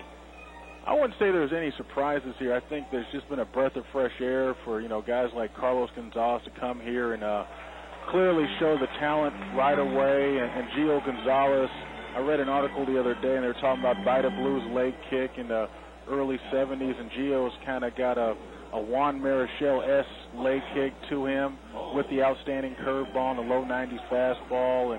And Greg Smith's a strike thrower. He's definitely very cerebral on the mound, and he's under control, and he has a definite idea what he wants to do, along with a very good pickoff move that he's come close to picking a few guys off here already.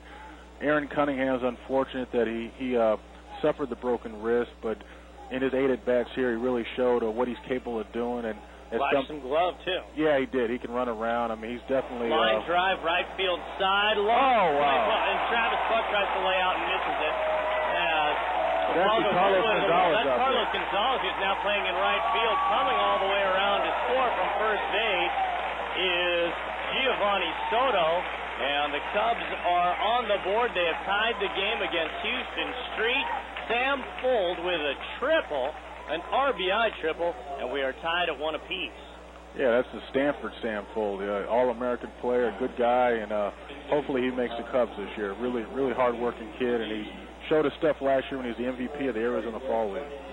Well, it's one of those in crisis comes opportunity things for the Cubs, with Sam Fuld getting a chance to play center field right now in the absence of Felix Pie.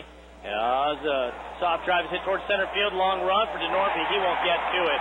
Fuld comes in to score, and Casey McGahee with a looping single. It falls into short center field, and just 2 swings of the bat, the Cubs have taken the lead. It's now 2-1 Chicago. Yeah, Casey's actually another local product. He honed his skills at Fresno State. He's a good player. He's a non-roster guy here, but he can do a few things. He can play pretty good third base, line drive hitter, and hopefully he finds his way to Chicago at some point.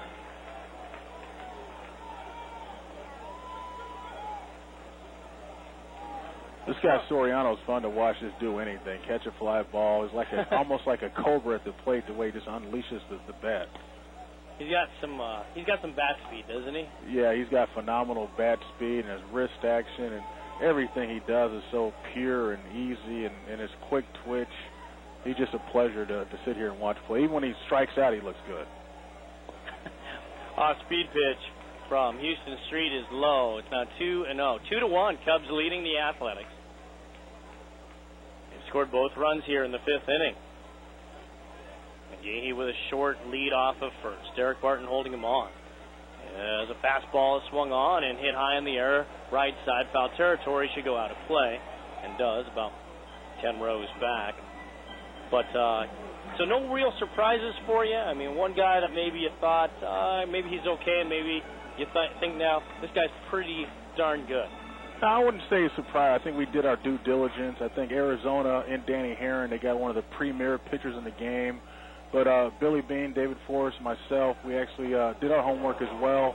And I think that we got 6 very viable guys. And even the Nick Switzer trade, Gio Gonzalez and Patino de los Santos, he throws on Thursday, actually, in his first minor league action out here. And Ryan Sweeney's been a solid contributor thus far. So no surprises, but it's been a lot of fun to watch. 2-2 slider swung on and missed from Houston Street.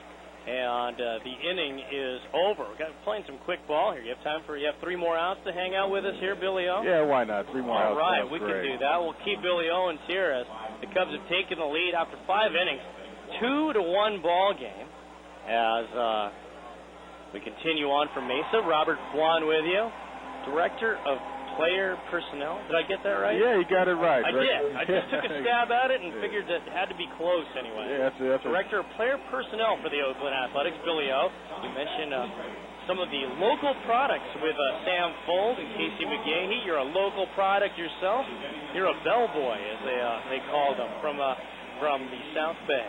Yeah, I went to high school in San Jose, California at Bellarmine Prep. Definitely proud to be a Bellarmine Bell. What's it like for you to be able to, not obviously to work at this level of baseball, but certainly to be able to do it in the town that you grew up in and for an organization that you watched your entire youth? Yeah, it's been pretty fun. I mean, honestly, when I grew up, I was a Giants fan. I used to be one of those kids that sat in the bleachers at Candlestick Park, and when a home run went over the fence, I'd hop the fence, and I got a couple balls over the years. But working for the A's and going back to the history of the Vida Blues and the Billy Norris and the Mitchell Pages and Billy Allmans and Mike Heath and Reggie Jackson at the latter portion of his career, it's been great to wear the green and gold proud myself for 10 years, and hopefully I'll have a chance to wear it for another 10. Billy Owens here in the booth. If you have questions for him as the roster starts to take shape, radio at oaklandathletics.com as we're talking about some of the guys that were scheduled to work today. The pitchers that are along for this trip include Greg Smith and Gio Gonzalez and Houston Street, of course. Talked about Jerry Blevins, who's also along for this trip. Tomorrow, Dana Eveland will make the start against his former club, the Arizona Diamondbacks.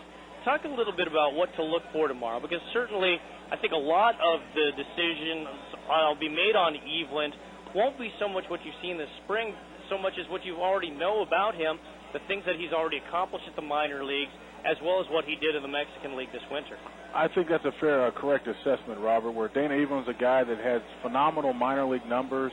He struck out over a guy an inning for his whole minor league career, and actually in the major leagues, he's got 62 innings and 58 strikeouts also. So it's just a matter of him settling down at this level, throwing like he's capable of throwing, throwing strike one, working a little bit faster, and just getting grounded at the big league level is very important for Dana. Tomorrow he's going to be familiar with the club, and hopefully he can settle down and show the type of stuff that he showed in the minor leagues and throw that strike one and establish that 92-mile fastball, then Dana should be okay. This is a left hand. Is this Scott Ayer? Yes, it is Yeah, Scott Ayer. How about that? So Scott Ayer on the hill now for the Chicago Cubs after Kerry Wood's one inning of work. Of course, was pinch hit for by McGahee.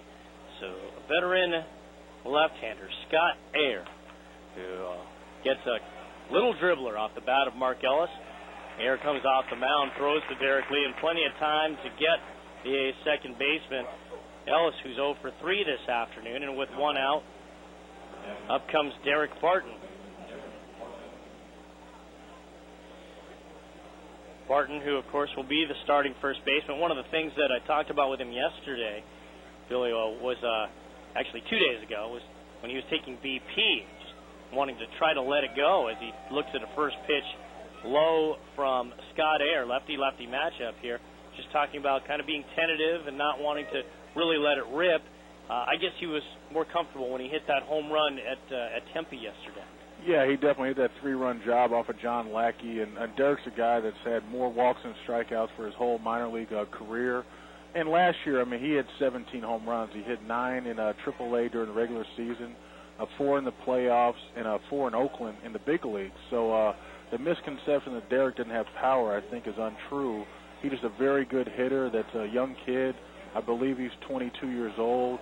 And over time, that 290, 300 average, some of those doubles are going to turn into home runs, and he's going to be a fixture here in Oakland. He's a very advanced hitter, whether he be 22 or 32 years old.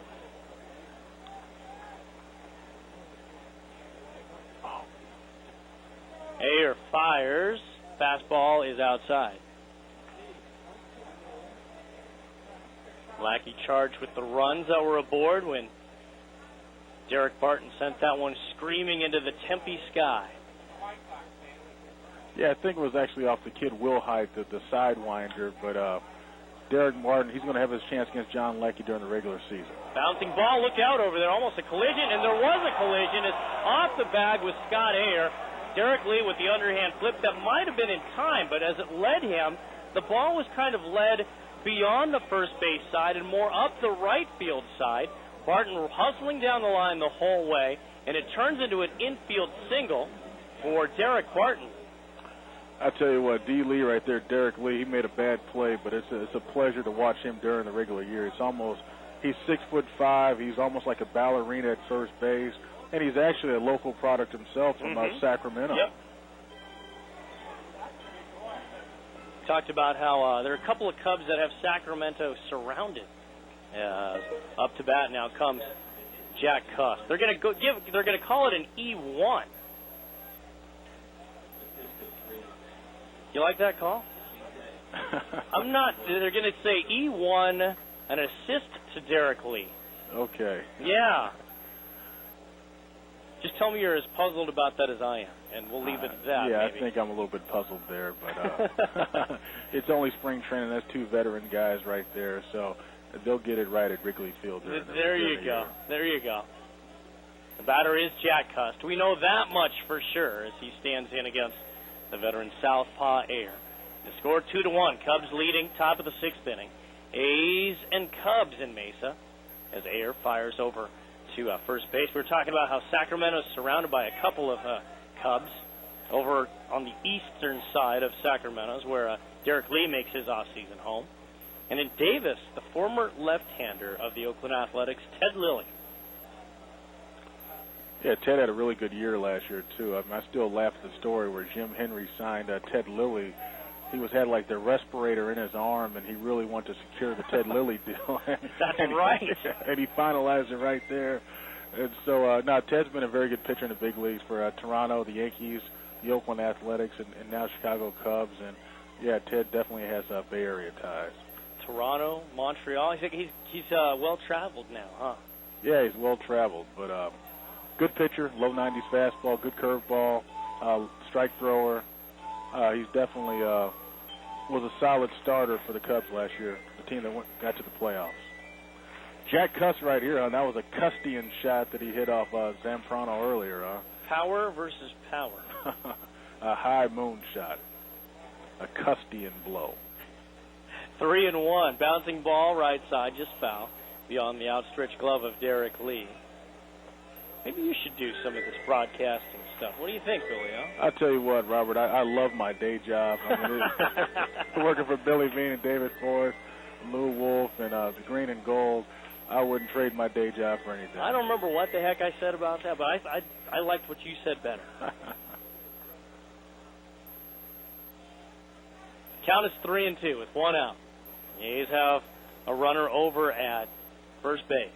Check swing and too low. It's ball four. Cuss draws the walk, and the A's have a couple aboard and a chance to get back into this with Bobby Crosby coming up. One of the things we were talking about with Crosby before the game's even started, Billy, was how he has tried to address the mechanics of his swing, particularly the strength and the ferocity of which he swings the bat, and he's tried to get that under control. Have you seen that? Yeah, I've seen some definite differences in Bobby's swing.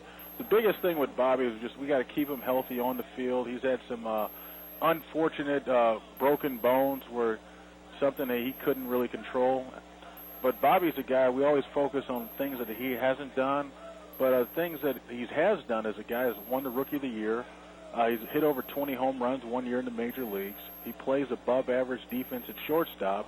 And there goes a big blow right there. Ball to left field, going a long way to left, and this one is gone. A 3-run homer, just as you're talking about it, Billy O, showing that swing at the plate on display right here against Scott Ayer. A fly ball to left that turns into a 3-run blast, and the A's, just like that, reclaim the lead in the top of the 6th inning. It is 4-2.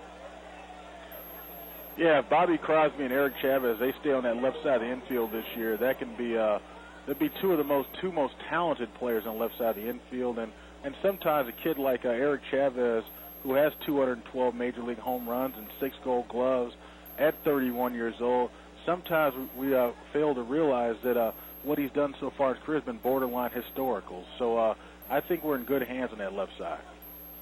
Ryan Sweeney, left-hand batter, swings and fouls off. The next pitch from Scott Ayer.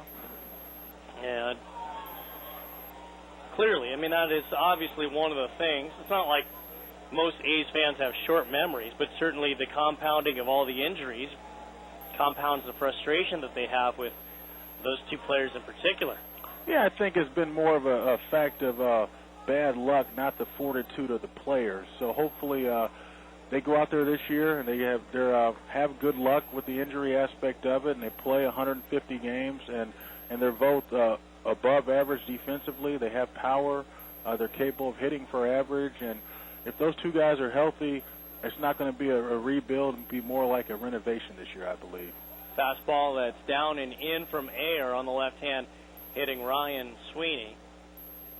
Another outfield question. This one comes from David Chase. Wants to know about Emil Brown. Will he be platooning with Ryan Sweeney in right field? As a line drive is hit towards the gap, that will fall, should go to the wall, and Sam Fuld cuts it off, but easing into second base is Ryan Sweeney, who has a double with one out. Yeah, I think Emil Brown's just a guy that he's got a very good knack of being able to hunt an RBI. He led the Kansas City Royals in RBIs the last 3 years. He's a professional hitter. he actually originally signed with the Oakland A's. So Emil's a guy we'll definitely look for one of those 3 outfield spots, and Ryan Sweeney's an up-and-coming kid, and if he finds a way to continue to do what he just did right there, to double in the gap, and he's played tremendous outfield so far. He's made a couple of dazzling catches out there, and I think that would be a very good problem to have, just having too many good players. Ayer fires a fastball, belt high for a strike to Kurt Suzuki. I want your thoughts on that, because platooning in a situation, particularly with young players, especially in the outfield, because some of the past platoon situations have not worked out all that well. I'll look back at second as Ayer fires, and a drive that's hit the opposite way. Nice stop by DeRosa. Loses it for the moment, recovers, and throws in time to get the out on Suzuki at first base. Fine play by DeRosa, 4-3. The putout as Sweeney advances to third, but Jeremy Giambi and Adam Pyatt, Jeremy Giambi and Eric Burns. It seems like it's tough to platoon for both guys and expect production from both guys. It's tougher when one, or as in the case of those particular situations, are both young guys. What are your thoughts on a possible platoon situation? Well, I don't think ideally you want 3 all-stars out there in the outfield, but if one guy is really good versus left-handed pitching, the other guy is really good versus right-handed pitching, and they're interchangeable, sometimes that works. I think go back all the way to the Orioles days with Gary Renicky, and I forgot who was his platoon partner for Earl Weaver's Orioles. That definitely worked out. So it's a little bit of yin and yang, a little bit of give and take. Like I said, ideally we want 3 all-stars out there, but the way the team's configured, it might have to be a platoon at some point. But first and foremost, Emil Brown's a professional hitter, and Ryan Sweeney's an up-and-coming prospect that we're excited to have. Line drive foul, right side. Okay, then playing devil's advocate here. If there are some young players that you could have, somebody like Ryan Sweeney, and say his splits are very much more favorable against right-handed pitching, where's the advantage or disadvantage from leaving him out there to go ahead and learn how to hit pitching from both sides? Well, I think it's definitely an advantage. I hate, like in the minor leagues, where sometimes guys get platooned there, but at the big leagues, it's a little bit about development, especially this year with the influx of young talent, but you still want to win ball games. And so Bob Guerin and his staff, they're going to put the lineup out there, and obviously with some assistance from Billy Bean at some point. But it's not up to me to say exactly how we're going to configure that outfield. I got a voice in the room for sure, but I can't divulge everything. You're just one vote. Yeah, one vote, but I can't divulge all my secrets here. Of course not. We wouldn't want to do that. Lou Piniella is going to come to the mound. He's seen enough of Scott Ayer for this afternoon, as there will be a pitching change. Break in the action here as we continue from Mesa. The A's already with 3 runs in this frame. They have 2 runners aboard. Scott Ayer walks off the mound. Is this 62? 62. Bob Howry. So another veteran reliever into this ball game for the Cubs, and one of the guys they're looking at as possible closer for the Cubs. As another email has come in, one particularly for you, Billy, that says it's from Mark in Litchfield Park here on the west side of the valley. Says, I always seem to see you when I'm attending a spring training, Arizona Fall League, or instructional game. My question is, how many games do you think you see in a year? How many games do you think I'll tell you what, I see an Arizona Fall League game every day in the Arizona Fall League. Okay. It's about, 45 days? 45, give or take, maybe 60 games. Okay. I see all of our instructional league games. I go down to the Caribbean. I see games down there in Dominican and Venezuela. I see over 150 of the top amateur players throughout the country. So that's another 150 games or so. I watch all of our games on TV, whether it be on DirecTV or MLB.com. Pretty much, I don't like to take any time off. I like getting a plethora of knowledge and seeing these players, whether it be college, high school, A-ball, AA, AAA, big leagues, Caribbean, Orient, and I couldn't quantify exactly how many games I see, but hopefully I'm well versed. On average, 2.5 per day. I try to. Yeah, that's good. And Sports Center highlights as well. There you go. Yeah. Wall-to-wall ball. Another email, Billy, from Spencer in Los Angeles. Says, I heard rumors that Billy played football at Zona and is also a Bellarmine grad. What position did he play? Did he have options to play football, or was it all baseball for Billy O? Well, I tell you what, you couldn't tell by my girth right now around the midsection watching all these baseball games. But went to Arizona football scholarship. I played quarterback University of Arizona. Didn't allot that much time, but I played in that Desert Storm era with Teddy Bruschi and Tony Bowie, and Dick Tomey was our coach, our fearless leader. Jerry Kendall was a baseball coach back then. So now I got a chance to play a lot of sports over the years. I mean, I was one of the few guys that was an all-star in California in football and baseball throughout the whole state, and got a chance to play with Johnny Lynch and Lorenzo Neal in the Shrine game, Northern Cal versus Southern Cal. So once upon a time, I was a decent athlete. One strike pitch there for a strike on Kristen Orfia, 0-2. You remember when we were seniors in college, Billy O? You were at Arizona, and I was at Santa Clara. There was a basketball game in March. And, oh, never mind. I remember that game. They had you a over point, that one yet? Yeah, they had a point guard. I'm not quite over it. They had a point guard named Steve Nash. That guy was okay, wasn't he? Yeah, pretty good player. And Randy Wynn was a shooting guard in that team. That's right. Bouncing ball over to shortstop. They go the short way to get Jack Hannahan. I just wanted to get in that jab, you know. That's okay. We were like number 1 ranked in the country, and little did we know that they had the best point guard in the world at the time, and they upset us. The rest is history, as they say, right? Exactly. A little kid from Canada, and Steve Nash, he ended up being a borderline NBA Hall of Fame type guy. So 2-time MVP, so things are working out well for him, I guess, huh? Yeah, I heard he's a pretty good soccer player, too. He's got that going for him. He was actually a pretty decent baseball player at one point, too. Yeah, I'm sure Steve can pretty much do anything. Yep. Center fielder at one point. Billy O, nice to have you on. Always good to have you on. Oh, Robert, it was great to be here. Now it's time to go to work and watch Giovanni Gonzalez. We'll let you do your day job. A's lead by a score of 4-2. HealthNet is proud to sponsor A's Baseball Basics in 2008. This special program will bring dozens of Bay Area Little Leaguers to A's games this season. Kids get a chance to talk to A's players about what it takes to be a winner on and off the field. For information on A's Baseball Basics and other community fund programs, call the A's at 510-638-4900, extension 2329. HealthNet, a better decision, and the A's Community Fund, teaming up to make a difference.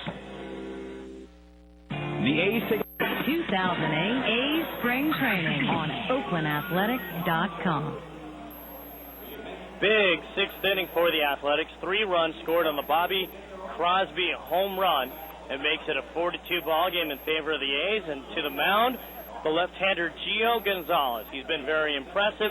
When we talked with Farhan Zaidi before the games started, talked about how there's a whole lot of buzz about this young left-hander.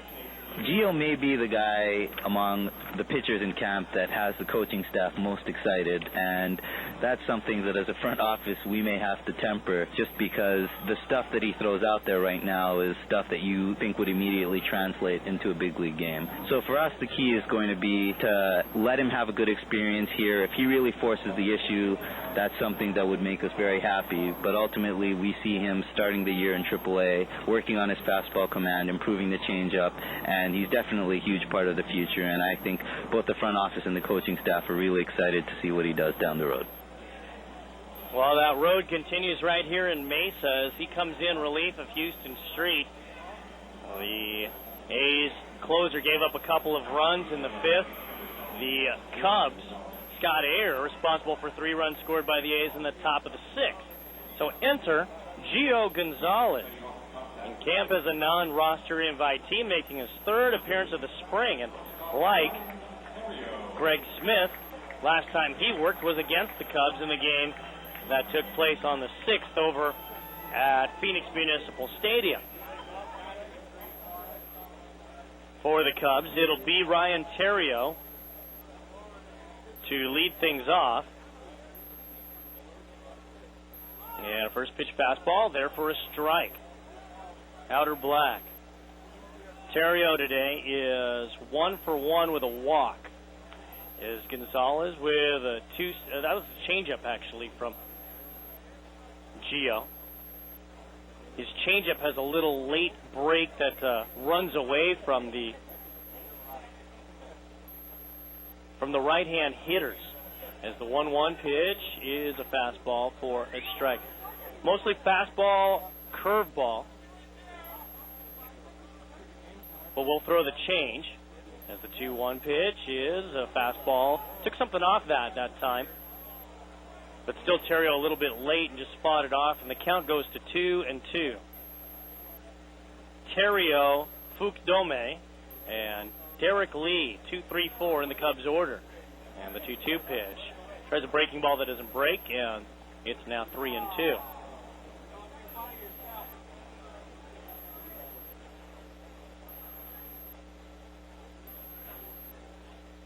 Full count pitch. Swing, drive towards center field. Denorfia towards the alley and right and makes the catch. So good battle by Terrio. That's eventually won by Gio Gonzalez for out number 1 to bring up Fukdome.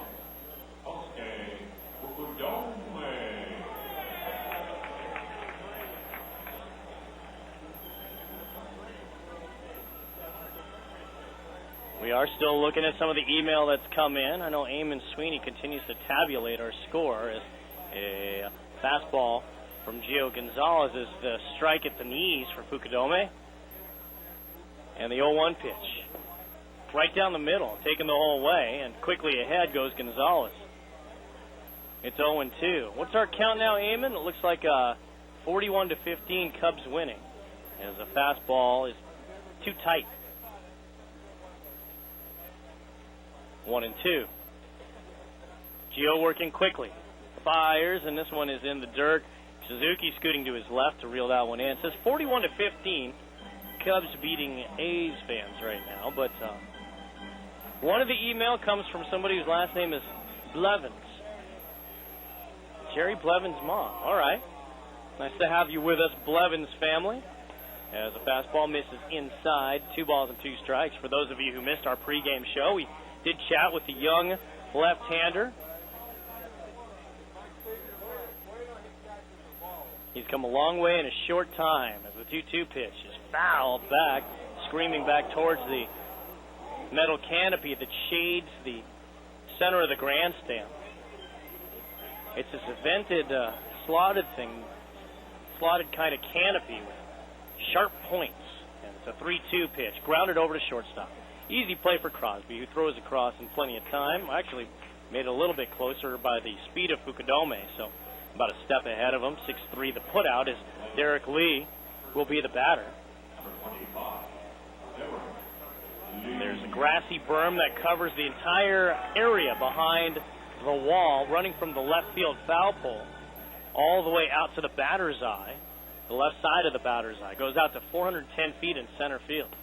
As a first pitch fastball there for a strike. So Gio throwing strikes, working quickly against the middle of the order here as this one's fouled off.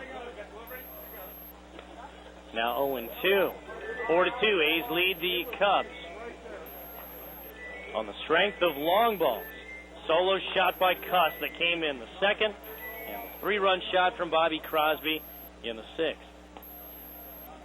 Tries to go off speed that time, and Suzuki wants to go talk things over as that one looked like he got away from him. That might have just been the Suzuki going out there and just telling him to settle it down a little bit.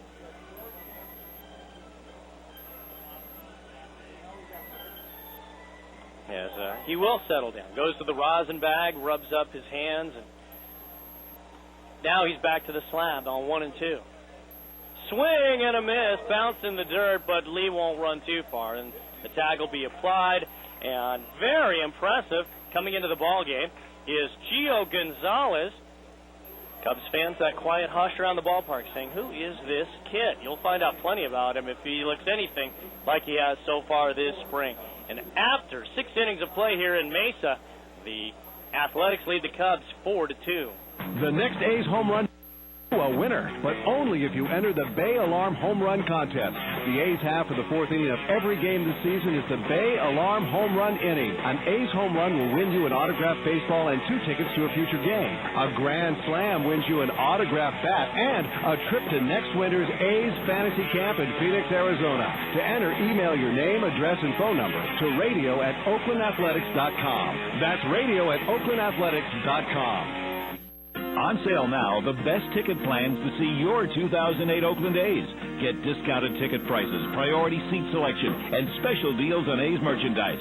Discount parking options are available, and season ticket holders pay the same price for all games in 2008. Ticket packages are also available in the new all-you-can-eat section.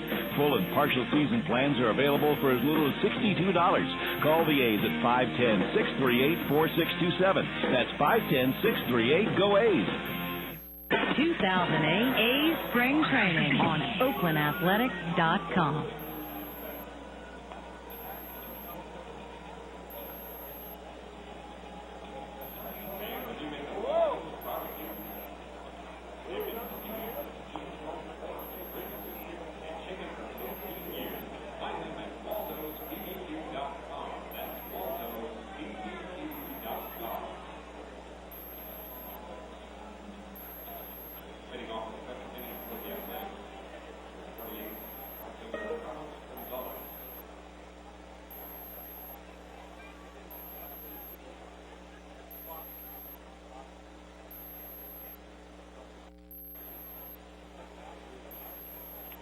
A's and Cubs here in Mesa. 4-2, the A's leading the National League Central champions.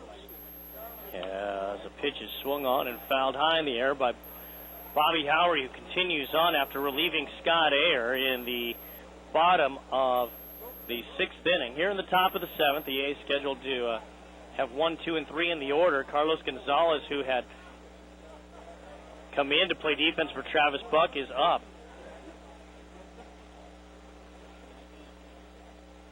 And Carlos looks at a fastball inside. It's now 1 ball and 1 strike. Mark Ellis still on deck. Carlos has looked very good in camp. No, he did have that play where he laid out. It's kind of a do-or-die play. That turned into a triple for Sam Fuld. The pitch is low this time. It's now 2-1 on Gonzalez.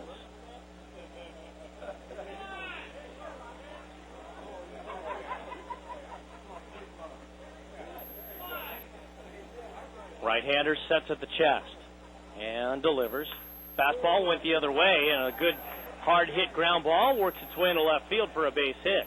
Carlos with a big turn as that one was smoked right past Ryan Terrio, about waist high, and the A's have themselves a leadoff single in the 7th inning. Carlos Gonzalez.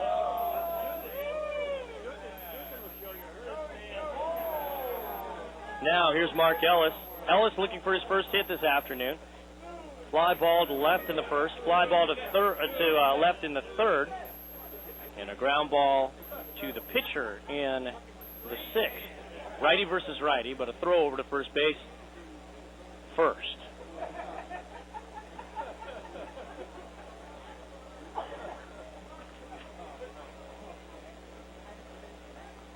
Now, Cal resets and delivers. Off-speed pitch. Good off-speed pitch that time. Ellis probably looking fastball and committed and got the swing. However, got the swing out of him, and the count is 0-1.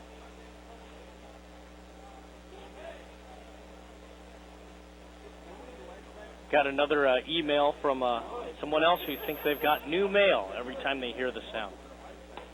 Swing and a miss. Oh, I did want to thank, let's see who it was. It was Timothy Cowles, who is listening in Mount Prospect, Illinois, but now in Green Bay, Wisconsin, who had some ideas on getting rid of the ping sound. As Soto sets up inside on the right-hand hitter. 0-2 pitch. Just misses the inside corner. It's 1-2.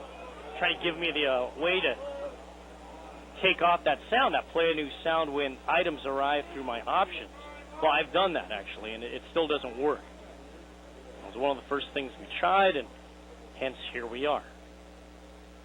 Almost done with spring training. Can't figure out my computer. 1-2 pitch. Check swing by Mark Ellis.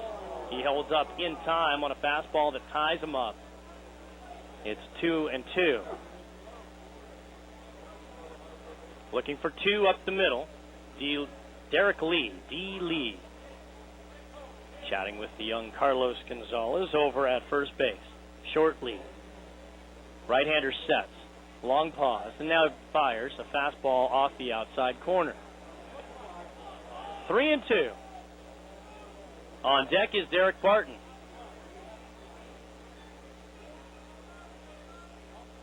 The A's did make some roster moves earlier today, by the way. A couple of cuts were made.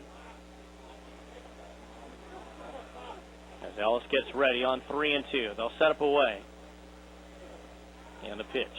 Swing and a bouncing ball foul back to the screen. 2 players were cut. 2 non-roster invitees. In infielders Jeff Baisley as well as Wes Bankston. They have been sent to minor league camp. The breakdown for the roster now for the A's. 20 pitchers, 4 catchers, 10 infielders, and 8 outfielders. 42 players in camp, 34 of which are on the 40-man roster, and 8 non-roster invitees. All right, 3-2. Gonzalez over at first. Does not go. The pitch is swung on, hit high in the air over to right field. Playable there for the right fielder Fukudome, still in the ball game, and he makes the catch for out number 1.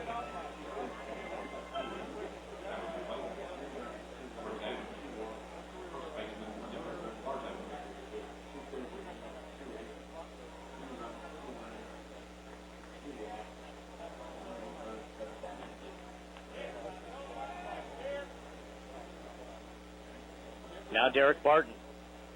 Barton this afternoon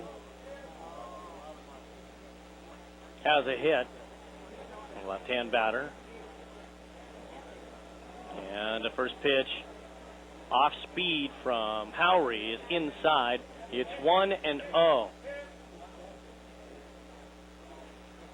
A's 4 and the Cubs 2 as the A's bat top of the 7th inning with 1 away.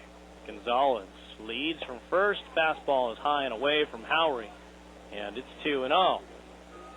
So most of the regulars for both sides still in this ball game. In fact, I don't believe anybody other than the pitcher's spot has come into the ball game for the Cubs. And I believe Carlos Gonzalez is the only substitute that's gotten his way into the game so far today. Outside target on the left-hand hitter. 2-0 pitch, fastball there for a strike.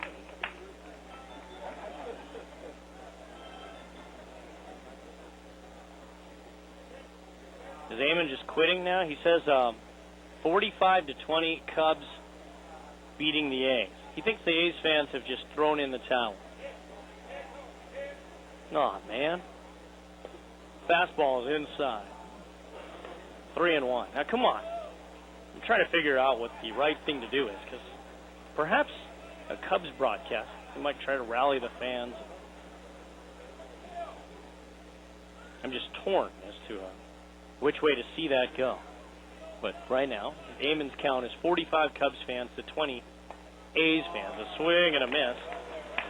Howry powers the fastball past Derek Barton, and the count now 3-2.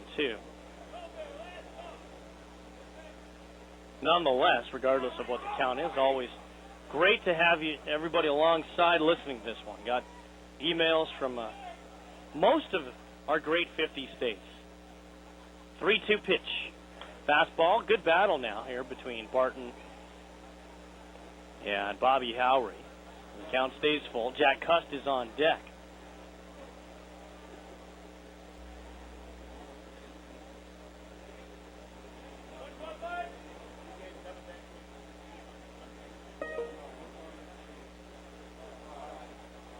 Howry. He's ready. He delivers. And a fly ball is sent towards left field. Slicing towards the line, should reach the seats and will, about 3 rows back. off the left field side.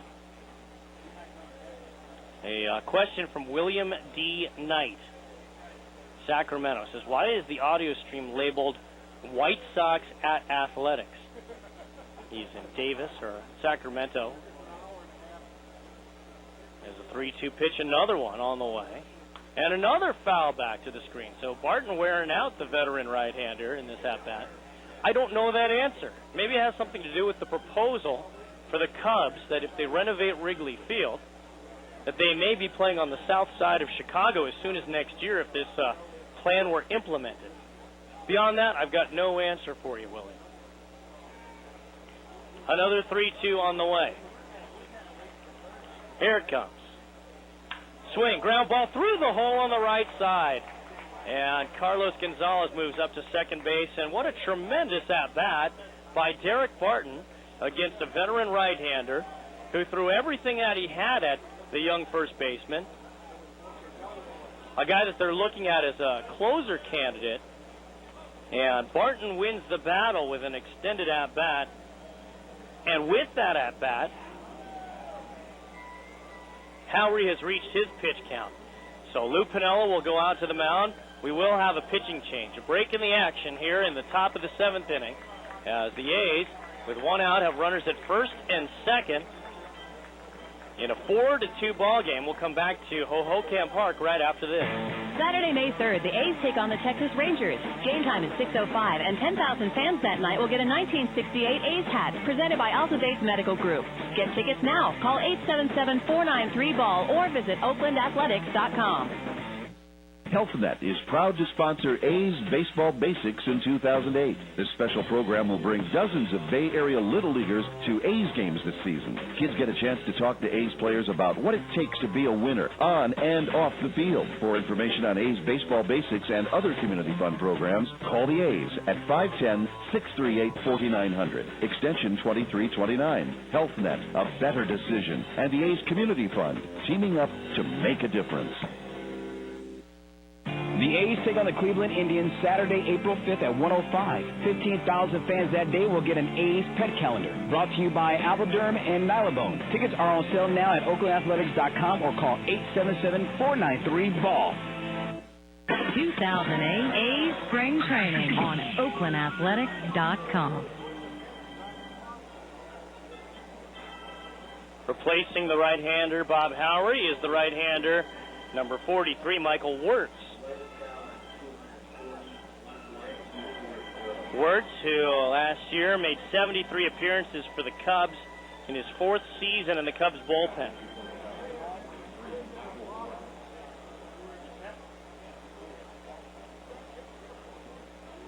He comes into a situation here in Mesa where Jack Cust, already the author of 1 home run this afternoon, comes up with 2 runners aboard and 1 out in a 4-2 ball game. All the runs for the A's being scored on home runs. Jack's solo shot, Bobby Crosby's 3-run shot, and Crosby is the batter on deck. Michael Wirtz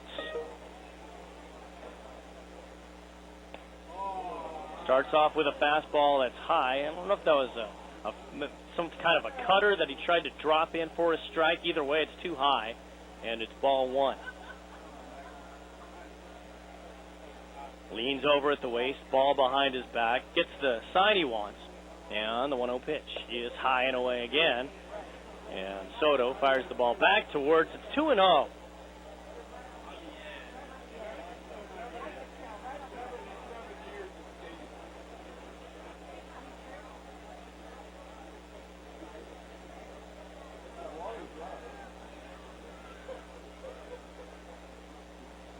Here comes the 2-0 pitch.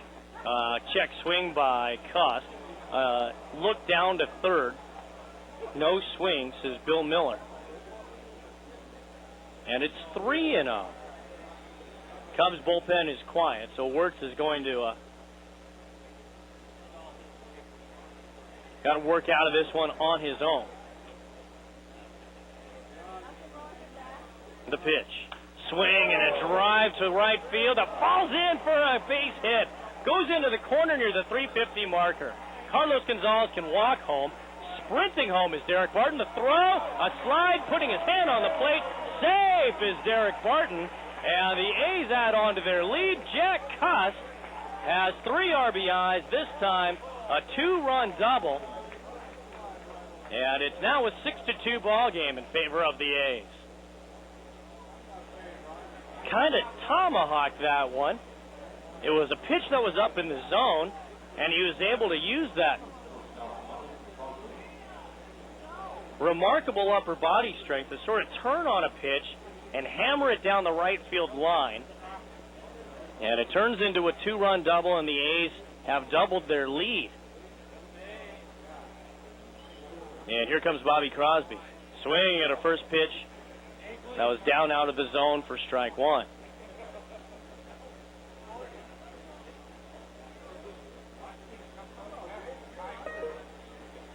Righty versus righty as Wirtz checks Cust at second. He's not going anywhere, but a swing and a miss on another fastball in about the same spot that time. And it's 0-2.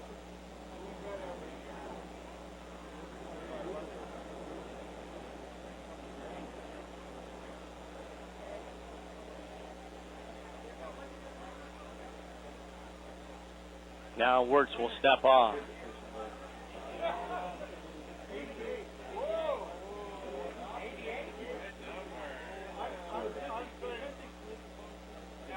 Hook now closed on the right-hander Howard. He has the 0-2 pitch in the dirt, blocked by Soto.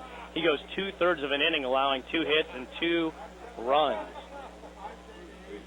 As Wirtz, with that pitch in the dirt, gets the count now to 1 ball and 2 strikes. Still just 1 out.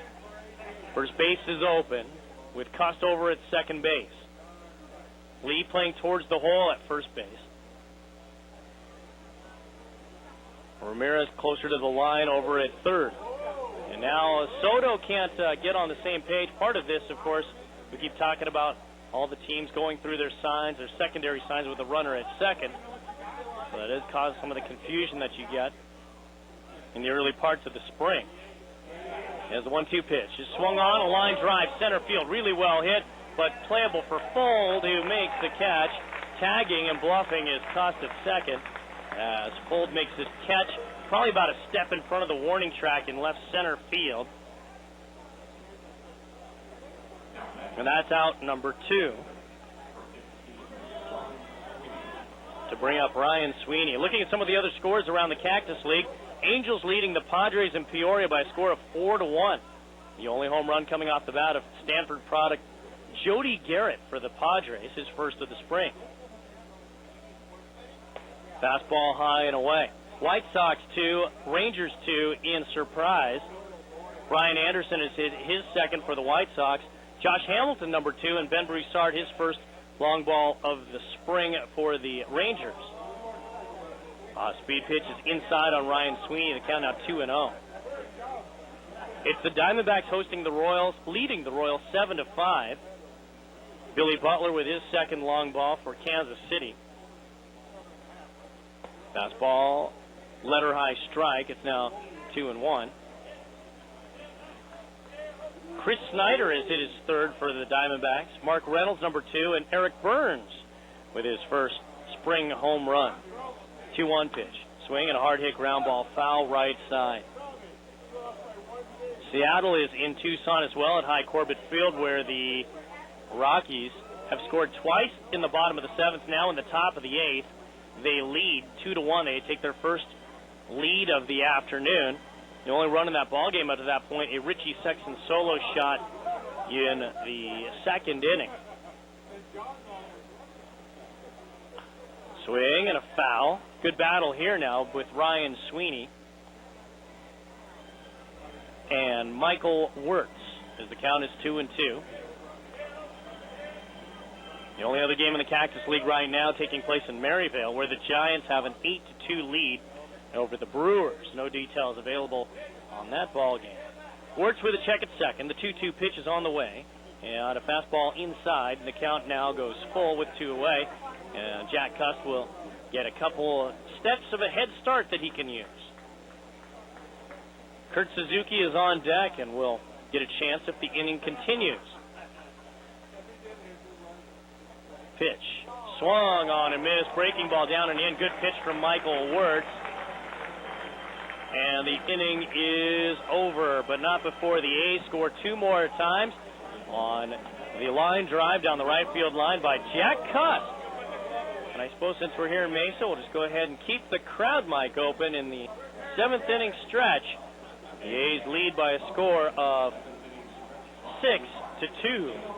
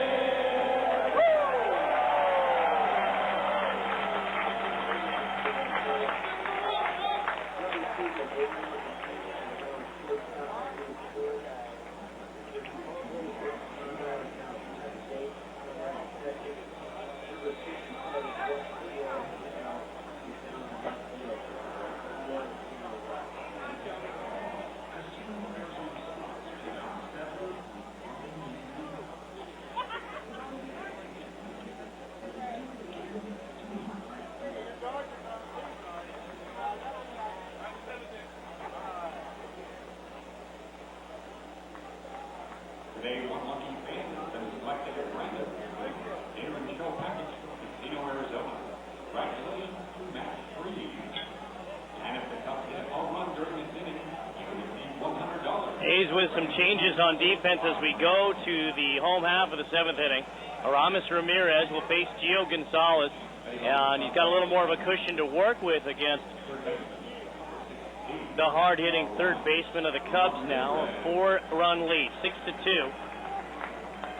As we get you the changes as we move along here with Gio Gonzalez working from the third base side and delivers a strike on the outside corner. Gio has shown very good control all spring and did so in the 6th inning which he sat down the Cubs 1-2-3. Terrio Fukudome and Derek Lee as the count now 1 ball, 1 strike. Kick and a throw, down and outside, 2 balls and a strike.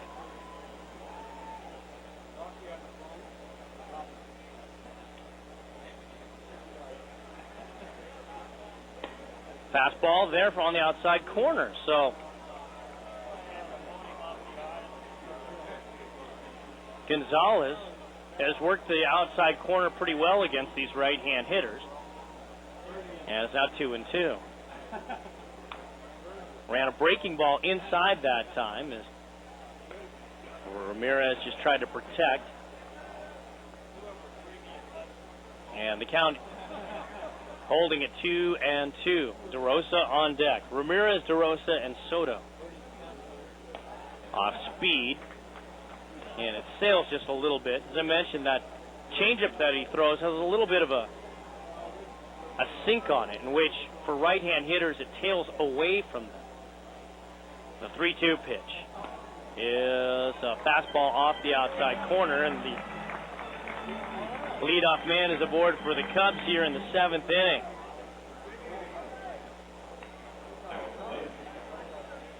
Got quite a bit of input from other people, Cubs fans, A's fans, and from all over the country. I can't really qualify it now as just the country. Got an email from Karen Singer. There's a broken bat, drive goes over the head of Brooks Conrad and into center field for a base hit. Off to second base goes Ramirez. Broken bat, single for Mark DeRosa. But Karen Singer is emailing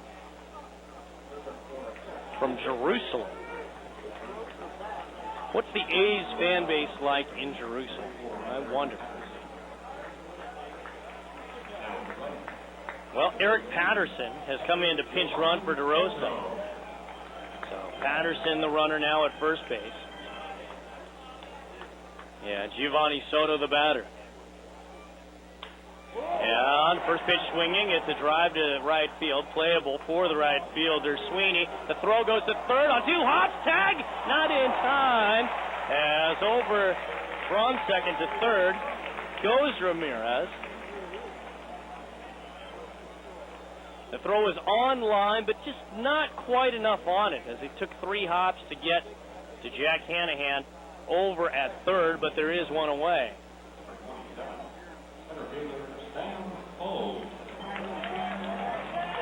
So the double play still in order as Sam Fold grabs the bat. He tripled, and his triple scored the first Cubs run of the afternoon. That was in his last at-bat in the 5th inning. All right, Barton holding the runner over at first. Hanahan in on the grass, step back from the grass as strike 1 is called on a fastball to Fold. I mentioned Fold's going to get plenty of playing time in the absence of Felix Pie. Lefty-lefty matchup. And a fastball's down and in. Pie underwent a surgical procedure for an injury that's been labeled as a testicular torsion. Apparently, it's something that if he did not have this procedure done, he was in danger of losing that testicle. And so some pretty scary stuff for the outfielder of the Cubs. As Fold looks at a pitch low from Gonzalez. It's now 2-1. So in his absence, which is going to be at least 3 to 5 days, Fold will get most of the center field duties.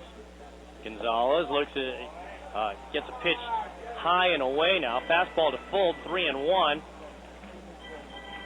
And the composure that he had showed in the 5th inning, or excuse me, in the 6th inning, not quite on display here in the 7th inning. First and third with 1 out, 3-1 on the way. Is way up and away, not even close, and it took a aggressive stab from the mitt of Kurt Suzuki to make sure that didn't reach the screen. Nonetheless, it is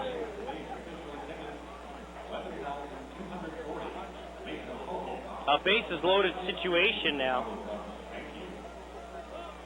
for the Cubs. And since this is an exhibition contest, Casey McGehee is going to go ahead and bat again in that pitcher's spot, even though 2 pitchers have been removed since that time that he had pinch hit for Scott Ayer. Yeah, the pitch misses low. 1-0.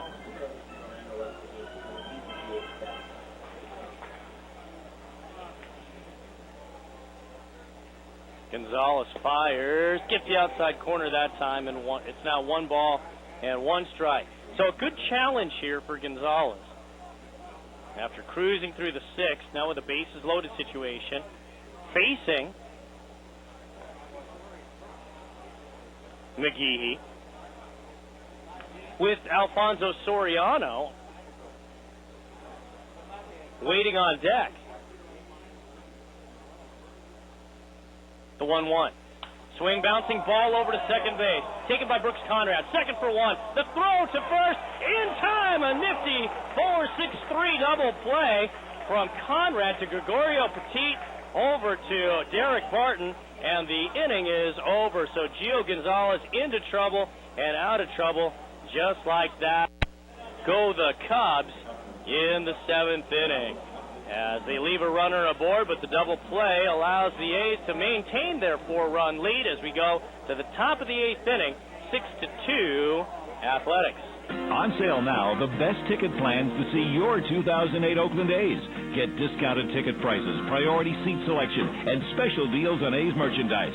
Discount parking options are available, and season ticket holders pay the same price for all games in 2008. Ticket packages are also available in the new all-you-can-eat section. Full and partial season plans are available for as little as $62. Call the A's at 510-638-4627. That's 510-638-GO-A's.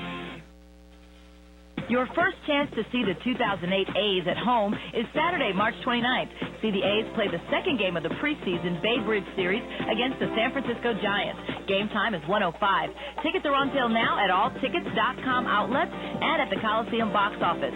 To order by phone, call 877-493-BALL. That's 877-493-BALL. Or to purchase tickets online, visit the A's official website, oaklandathletics.com. Back for the 2008 season, the A's Big Game Pack. 22 of the year's most exciting matchups in one easy package. See games against the Yankees, Phillies, and Giants, as well as the home opening series against the world champion Boston Red Sox. See all 4 fireworks games and late September showdowns with the Angels. Big Game Packs are available in all levels with plans starting at just $198. Call the A's today at 510-638-GO-A's. That's 510-638-4627 or OaklandAthletics.com. 2008 A's Spring Training on OaklandAthletics.com.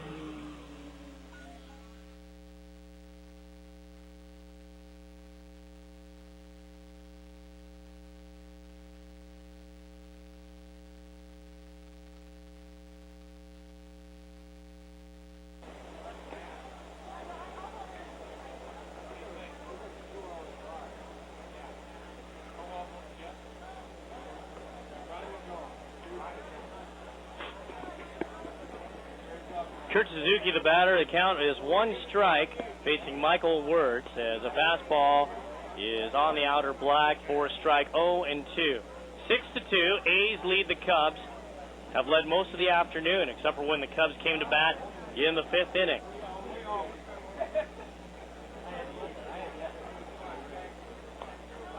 Breaking ball away, and Suzuki doesn't chase after it. And the count is 1-2. 6 runs on 10 hits for the A's.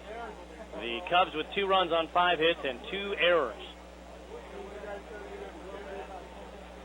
The pitch, check swing, and it kicks off the bat, fouls off the plate, and back to the screen. 1-2.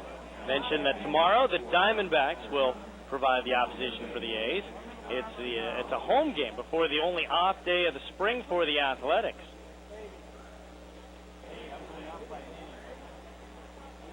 Righty versus righty. 1-2 pitch. Fastball high and away. Dana Evelyn gets the start for the A's. The East Bay product, Doug Davis, left-hander for the Diamondbacks, will make the start. 1:05 Pacific time. Swing and a miss. And drop strike 3, and the throw will record a 2-3 put out on the strikeout of Kurt Suzuki. Second strikeout for Wirtz. And it brings up Jack Hanahan. Begin listening at 12:45 tomorrow on OaklandAthletics.com. Our pregame guest will be the 5-time All-Star Mike Sweeney. Mike will join us for the pregame before the A's and the Diamondbacks from Phoenix Municipal Stadium. And the batter now is Jack Hanahan, who takes ball 1. Left-hand batter so far today, 1 for 2 with a walk. On 1-0. Fastball, there for a strike. Got a cutting action on that one that rides through the inner half of the strike zone. It's 1 ball and 1 strike. The pitch. Off speed. 2-1. The A's will have the off day on Thursday, and then a trip to Tucson on Friday. Fastball high and away. 3-1. With Jeff Fiorentino, who's been playing left field, he's on deck.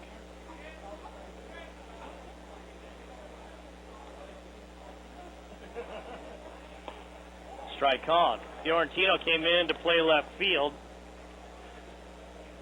in the home half of the 7th. at which time Carlos Gonzalez went to center and Ryan Sweeney to right. Bouncing ball right side, just foul, maybe a foot foul off of first base. And the count holds at 3-2. But Friday, the only matchup of the spring to feature the Oakland Athletics against Nick Swisher and the Chicago White Sox. 3-2. Fly ball to center field. Going out, then coming back in is Sam Fuld. Makes the easy grab for the second out ahead of Jeff Fiorentino. In that ball game, it'll be a battle of right-handers as Rich Harden will go to the hill against Jose Contreras. So that should be a lot of fun. Rich Harden and Nick Swisher matching up for the first time against each other as a strike is called. Former roommates during their days with the A's. One strike pitch, popped up, left side, carrying out to left field. Soriano coming in, calls off the shortstop Terrio, and makes the grab, and the inning is over. And pretty quick work for Michael Wirtz here as he dispatches 7, 8, 9 in order as we go to the bottom of the 8th inning. Cubs need a whole bunch of runs to get back into this one. The A's with a 6-2 lead. The Royals come to the Coliseum Saturday, April 19th. Game time is 1:05, and 15,000 fans will receive a Travis Buck bobblehead. And it's brought to you by Chevron. Tickets are available online at OaklandAthletics.com or call 877-493-BALL. All season long, kids will get to take the field with the A's. With the support of Alta Bates Summit Medical Center, several lucky youth baseball teams will get the chance of a lifetime. Before the start of Sunday afternoon home games this season, the A's will take the field with boys and girls from local baseball and softball teams. They'll also get an autographed baseball from a player they accompany. Alta Bates Summit Medical Center and the A's Community Fund, teaming up to make a difference. Ichiro and the Mariners come to town Wednesday, April 16th. Game time is 7:05, and 10,000 fans that night will receive an A's blanket brought to you by Comcast. For tickets, call 877-493-BALL or visit OaklandAthletics.com. Kelly Moore Paints presents A's Amigos, an outreach program that gives our community's Spanish-speaking children an opportunity to meet A's players. The players talk to the kids about achieving their goals through determination, hard work, and making good life decisions. For information on A's Amigos and other community fund programs, call the A's at 510-638-4900, extension 2329. Kelly Moore Paints and the A's Community Fund, teaming up to make a difference. 2008 A's Spring Training on OaklandAthletics.com. Luxury suites on sale for the 2008 season. For a limited time, you can get 6 games for the price of 5. Believe it, it's true. You can get more information by calling operators standing by right now in Oakland, 510-638-4627. Again, 510-638-GO-A's. For information on A's Luxury Suites, is Gio Gonzalez facing Alfonso Soriano. Swing at a first pitch, driving it deep to the gap in right. That one's hit pretty well. Will bounce on the track and over the wall for a ground rule double. So Soriano, who got to see some pitches in the at-bat with Casey McGahee.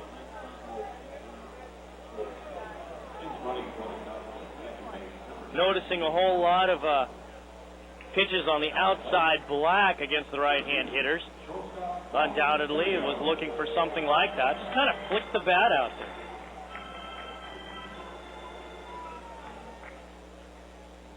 And Soriano with a leadoff double that leads to Mike Fontenot coming in to pinch run for him. So with the leadoff man aboard, Ryan Terrio will be the batter.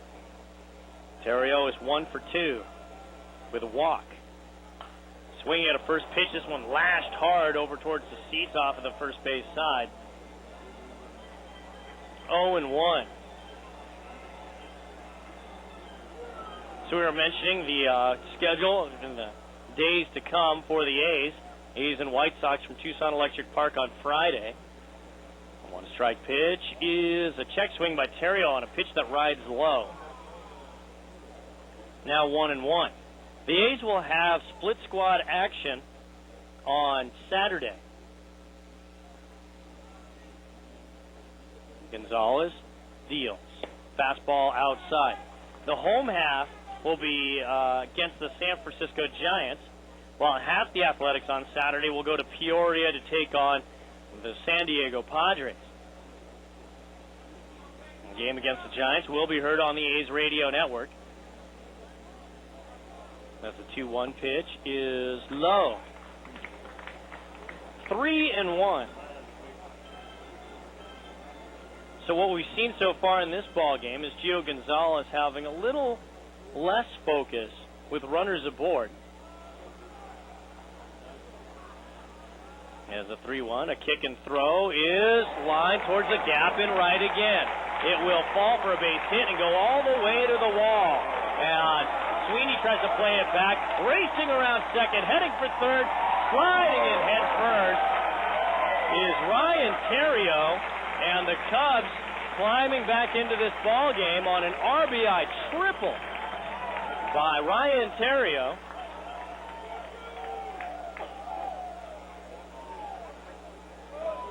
And it's a 6-3 game.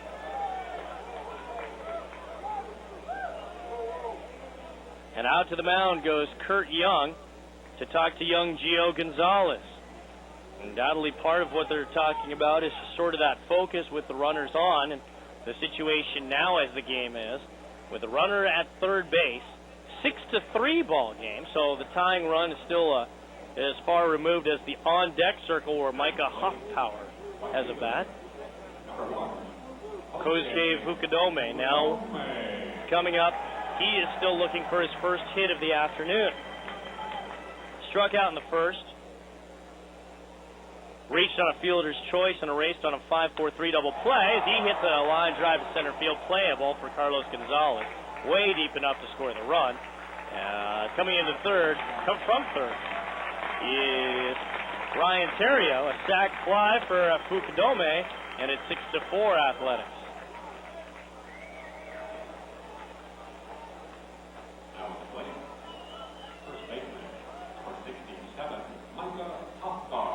So here's Micah Hoffpower, a big, strapping first baseman, left-hand hitter. Outside target, fastball, it misses, and it's 1-0.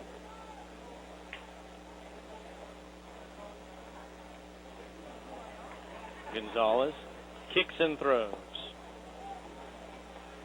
and misses away. 2-0. They give hitting room in right center as they continue to work outside on Hoffpower. It's now 3 balls and no strikes with Alex Cintron on deck.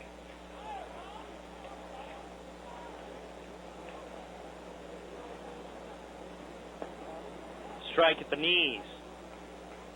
So split squad action for the A's on Saturday, and then the A's will get their first look at the spring at the only AL West team they have not yet seen, as this one is way up the shaft, popped up left side. Hanahan shading his eyes near the third base coaching box and makes the catch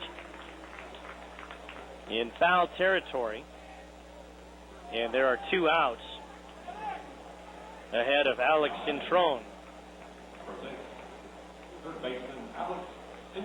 The only team they have not yet seen in the Cactus League from the AL West, the Texas Rangers. Ron Washington's Texas Rangers coming in on Sunday. Strike is called. 0-1. 2 runs have scored for the Cubs as Gonzalez with an off-speed pitch and misses outside. 1-1. Dealing again. Swing and a foul back to the screen. 1 ball and 2 strikes. After that, just 3 more days in the desert for the Oakland Athletics. Gonzalez with a breaking ball that's tapped over to third base. Hanahan with a strong throw across, ahead of Cintron by 2 steps.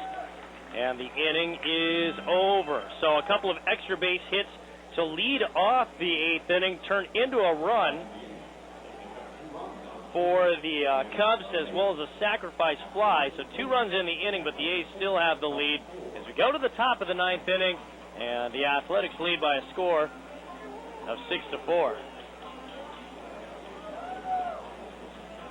The Royals come to the Coliseum Saturday, April 19th. Game time is 1:05, and 15,000 fans will receive a Travis Buck bobblehead. And it's brought to you by Chevron. Tickets are available online at oaklandathletics.com or call 877-493-BALL. All season long, kids will get to take the field with the A's. With the support of Altivate Summit Medical Center, several lucky youth baseball teams will get the chance of a lifetime. Before the start of Sunday afternoon home games this season, the A's will take the field with boys and girls from local baseball and softball teams. They'll also get an autographed baseball from a player they accompany. Altivate Summit Medical Center and the A's Community Fund, teaming up to make a difference.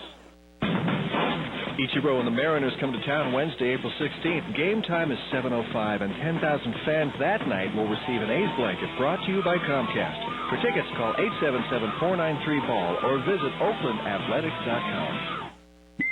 Kelly Moore Paints presents A's Amigos, an outreach program that gives our community's Spanish-speaking children an opportunity to meet A's players. The players talk to the kids about achieving their goals through determination, hard work, and making good life decisions. For information on A's Amigos and other community fund programs, call the A's at 510-638-4900, extension 2329. Kelly Moore Paints and the A's Community Fund, teaming up to make a difference. 2008 A's Spring Training on oaklandathletics.com. Most of the crowd still on hand, though some of the Cubs faithful have departed, friendly confines, Arizona, Hohoken Park, spring training home of the Cubs, where the Athletics lead by a count of 6-4 going to the top of the 9th inning. Carlos Gonzalez, Brooks Conrad, and Derek Barton are due up for the Athletics. They'll be facing another one of the closer candidates in Carlos Marmol.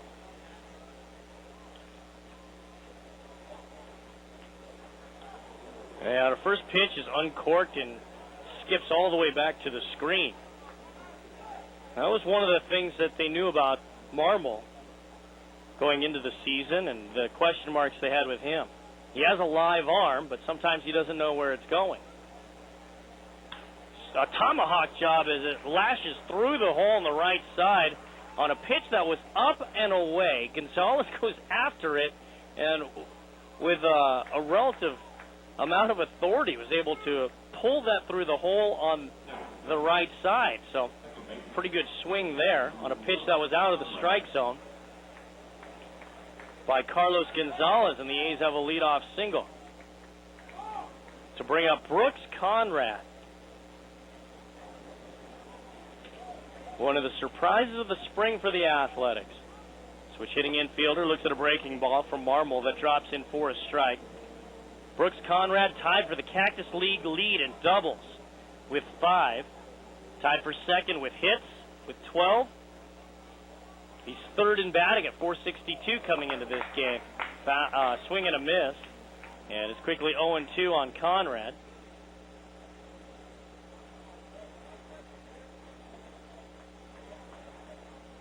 He's fourth in slugging at .846. Check swing on a pitch too low. Now 1 ball and 2 strikes.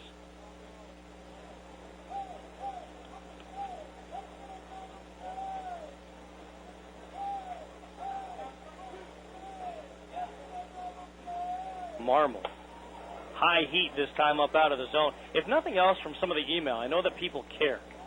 We got an email from Scott in Oakland who wishes that there were more imagination.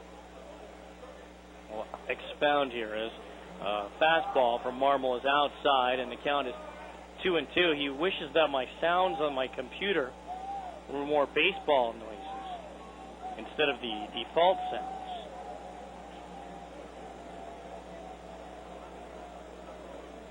I'll suggest it. 3-2, swing and a miss. Got him out front that time on an off-speed pitch. Geared for something hard, got something soft, and Conrad down on strikes. First strikeout for Marmol. And with one away, it brings up Derek Barton.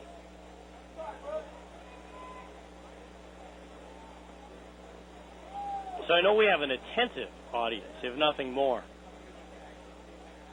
Yes, Barton looks at a high fastball. Oh, that's called a strike, okay.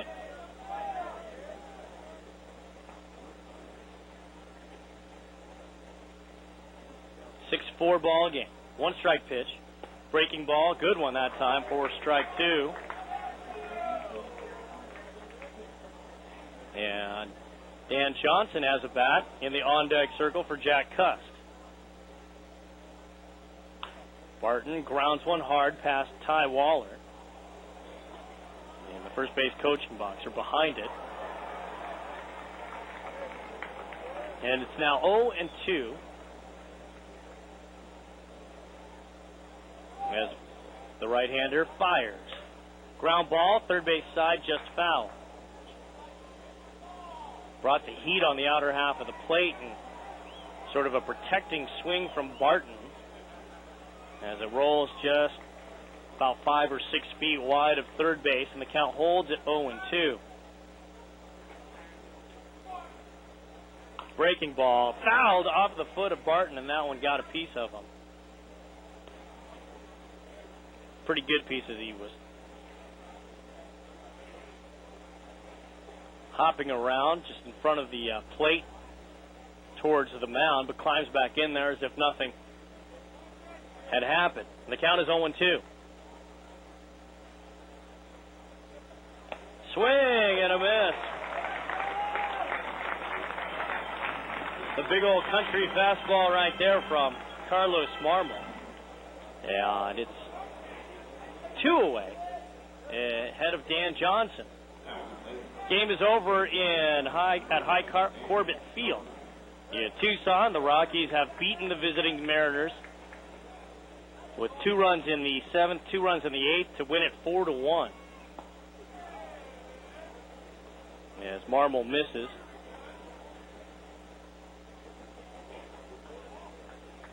One 1-0 to Dan Johnson. The pitch. Breaking ball that just misses the inside corner.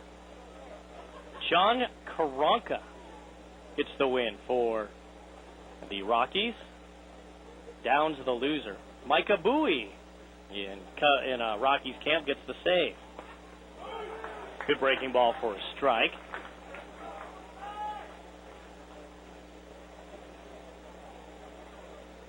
Two and one.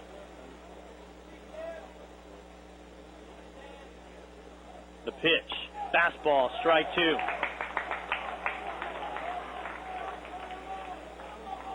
Kansas City trying to battle back. They've scored once, still batting in the 7th at Tucson Electric Park. 7-6 there. Dustin Nippert on the hill for the Diamondbacks, and the crowd wanted a breaking ball for a strike there on Dan Johnson, but the count goes full. I thought that hung in there long enough for a called strike.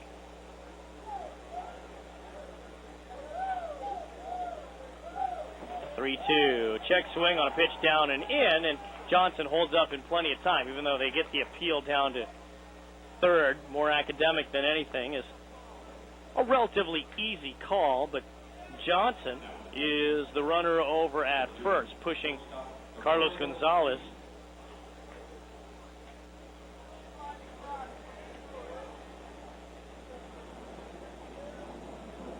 up to second base. So runners at first and second for the A's, looking to add on to their lead. Breaking ball outside on the the right-hand hitter. This is Gregorio Petit, who had gone in to play shortstop for the A's and was in the middle of that fine 4-6-3 double play that ended the Cubs' 7th as the pitch is hit high in the air, fouled out of play on the right side. Dustin Nippert, one of the tough calls that the Diamondbacks are going to have to make, is he is out of options. Talented pitcher who is yet to fulfill some of the potential that the organization saw in him. That'll be one of the tougher calls they have to make. So, as the NL West champions try to figure out what their staff looks like, that's a situation that they are going to watch pretty closely. Petit fouls one back to the screen here. And the count now 2 balls and 2 strikes with 2 away. Big 8th inning that continues for the Padres in Peoria. They were down 5-1 entering the bottom of the 8th. As the fastball is inside of Petit, he has to hop out of the way of that one. The count goes full. It was 5-1 with the Angels leading, and now it's 5-4 with the Angels leading. 3-run 8th so far. Padres still batting at Peoria. 3-2. Swing and a miss. Ran that one down and out of the zone. A fastball that was not a strike. But Petit swings and misses. The A's leave a couple of runners aboard. They have 2 runs to work with as we go to the bottom of the 9th. And the Athletics, they have a lead. It is 6-4.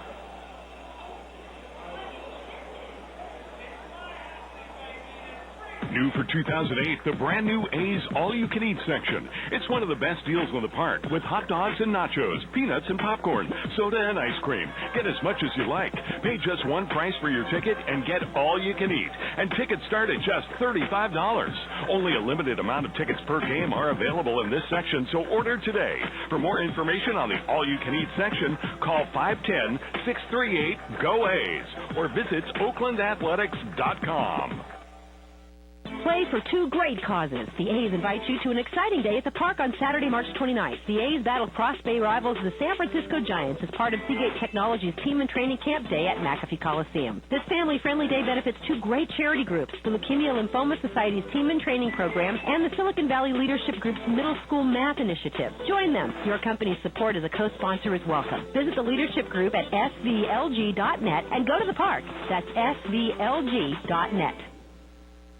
2008 A's Spring Training on OaklandAthletics.com.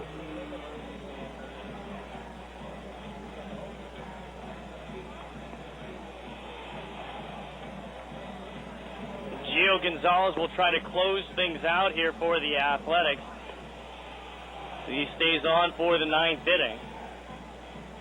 6-4 ball game, and Gio came on after Houston Street, who worked the 5th inning. So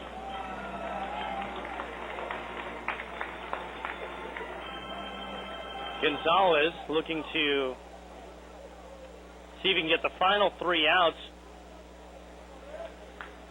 for an A's win.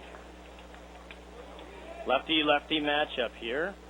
As strike 1 is called on Eric Patterson. Patterson, Soto, and Fold. Showing bunt, called for a strike as Patterson doesn't think that was close, and neither do some of the leather lungs from behind the plate. Count is 2 strikes. Gonzalez, swing and a tapper that goes foul up the third base side.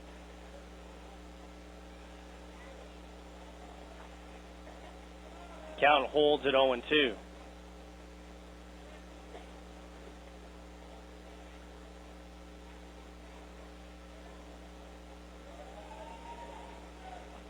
Swing and a tapper right back to the mound towards first base side. In fact, Gio puts the tag on Patterson about 50 feet up the first base line.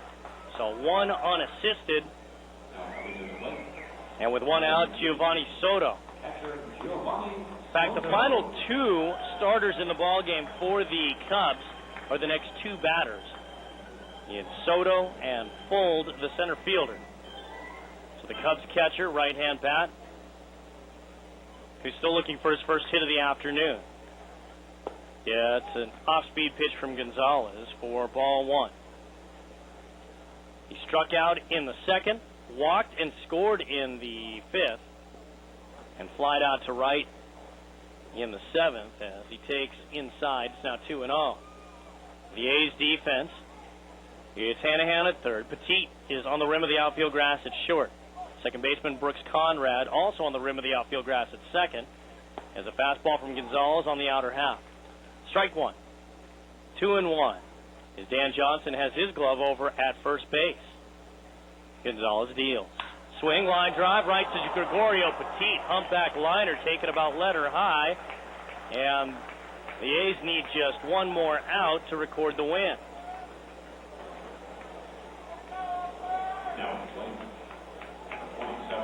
And here's Sam Full.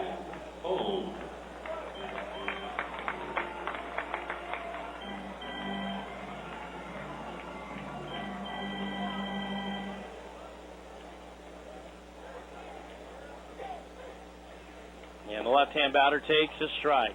Hanahan is on a step into the infield grass over at third base. As Gonzalez deals. Fastball that misses away. Jeff Fiorentino straight away in left field. Carlos Gonzalez towards the gap in left. And a breaking ball. That's not quite there. A little bit low for Gonzalez. It's now 2-1.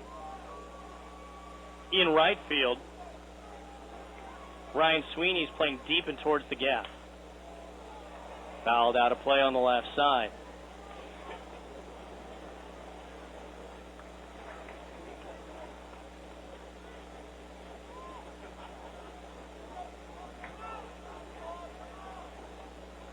Gonzalez kicks and throws. Fly ball, that'll slice out of play again on the left side, and the count will hold at 2-2. 11,240 on hand here at Hohokam Park. Be the ninth win for the A's, the ninth loss for the Cubs. And a swing and a drive that goes to right field. Sweeney played towards the line and makes the catch on the dive, and a fantastic way to end the ball game for the A's. Showing some glove, Ryan Sweeney diving for a ball in right field towards the line, and the ball game is over. And the A's win by a final of 6-4. Totals and highlights when we come back. Don't miss the home opener on Tuesday, April 1st, when the A's host the world champion Boston Red Sox. First pitch is at 7:05 with pregame ceremonies beginning at 6:15. 32,000 fans that night will receive a 2008 A's magnetic schedule, brought to you by Farmers Insurance. Can't make it opening night? 32,000 more fans will get magnetic schedules on Wednesday, April 2nd, when the A's finish their series against David Ortiz and the Red Sox. Farmers Insurance magnetic schedule, Tuesday, April 1st and Wednesday, April 2nd. For tickets, visit oaklandathletics.com. Make plans now to bring your group to see the 2008 Oakland A's. For most games this season, groups of 25 or more fans qualify for discount tickets. Try the new all-you-can-eat section or ask about the barbecue terrace and plaza packages. Private seating in home run territory for groups of 50 or more. Save $10 more for field-level group tickets on Super Saver Days. And there's also 6 games to choose from for half-price tickets. Book your game today by calling 510-638-4627. That's 510-638-GO-A's. The first of 2 A's Little League and Softball Days is coming up on Sunday, April 20th. It's a great deal for teams. A hot dog, chips, drink, and game ticket, all for one low price. The teams will be in a pregame parade on the field. Then at 1:05, the A's take on the Kansas City Royals. For more information or to order tickets for your team, call the A's today at 510-638-GO-A's. That's 510-638-4627 or visit oaklandathletics.com. For a 100% first-class baseball experience, check out A's Luxury Suite. Get all the excitement of the ballpark with the comfort of your living room with theater-style seating, couches, and a wet bar. A's Luxury Suites are perfect for hosting your friends, employees, and clients. You'll also get game notes and a program delivered right to your suite. For a limited time, get a 5-game A's Luxury Suite mini plan and get a 6-game free. Call the A's at 510-638-4627. That's 510-638-GO-A's. Hey kids, this is Houston Street. Once again this year, you can earn free A's tickets by participating in the Mathletics program courtesy of the A's, Ross Dress for Less, and Fox Sports Net. To find out how you can get free A's tickets, go to oaklandathletics.com. Ross Dress for Less, Fox Sports Net, and the A's, teaming up to make a difference. Play Play for two great causes. The A's invite you to an exciting day at the park on Saturday, March 29th. The A's battle Cross Bay rivals the San Francisco Giants as part of Seagate Technologies Team and Training Camp Day at McAfee Coliseum. This family-friendly day benefits two great charity groups, the Leukemia Lymphoma Society's Team and Training Program and the Silicon Valley Leadership Group's Middle School Math Initiative. Join them. Your company's support as a co-sponsor is welcome. Visit the Leadership Group at svlg.net and go to the park. That's svlg.net. On sale now, the best ticket plans to see your 2008 Oakland A's. Get discounted ticket prices, priority seat selection, and special deals on A's merchandise. Discount parking options are available, and season ticket holders pay the same price for all games in 2008. Ticket packages are also available in the new all-you-can-eat section. Full and partial season plans are available for as little as $62. Call the A's at 510-638-4627. That's 510-638-GO-A's. Your first chance to see the 2008 A's at home is Saturday, March 29th. See the A's play the second game of the preseason Bay Bridge Series against the San Francisco Giants. Game time is 1:05. Tickets are on sale now at all tickets.com outlets and at the Coliseum box office. To order by phone, call 877-493-BALL. That's 877-493-BALL. Or to purchase tickets online, visit the A's official website, oaklandathletics.com. Back for the 2008 season, the A's Big Game Pack. 22 of the year's most exciting matchups in one easy package. See games against the Yankees, Phillies, and Giants, as well as the home opening series against the world champion Boston Red Sox. See all 4 fireworks games and late September showdowns with the Angels. Big Game Packs are available in all levels with plans starting at just $198. Call the A's today at 510-638-GO-A's. That's 510-638-4627 or oaklandathletics.com. 2008 A's Spring Training on oaklandathletics.com. Back here in Mesa, where the A's and the Cubs have just completed a really good ball game for a spring training contest. Had a little bit of everything.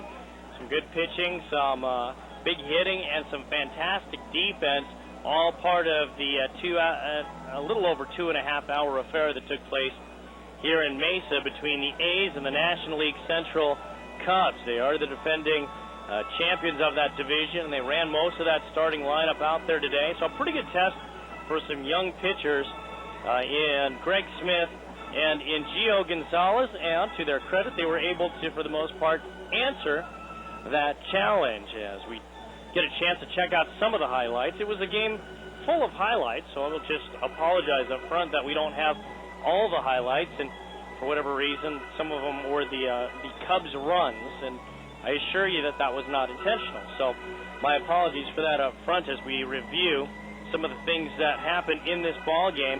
And it all started with the very first hitter of the game. It was Travis Buck, the leadoff man, who was starting in right field facing Carlos Zambrano, who was able to get extra bases in some shape or form, and was the first base runner and was also the first out as a result of this ball that went to left field.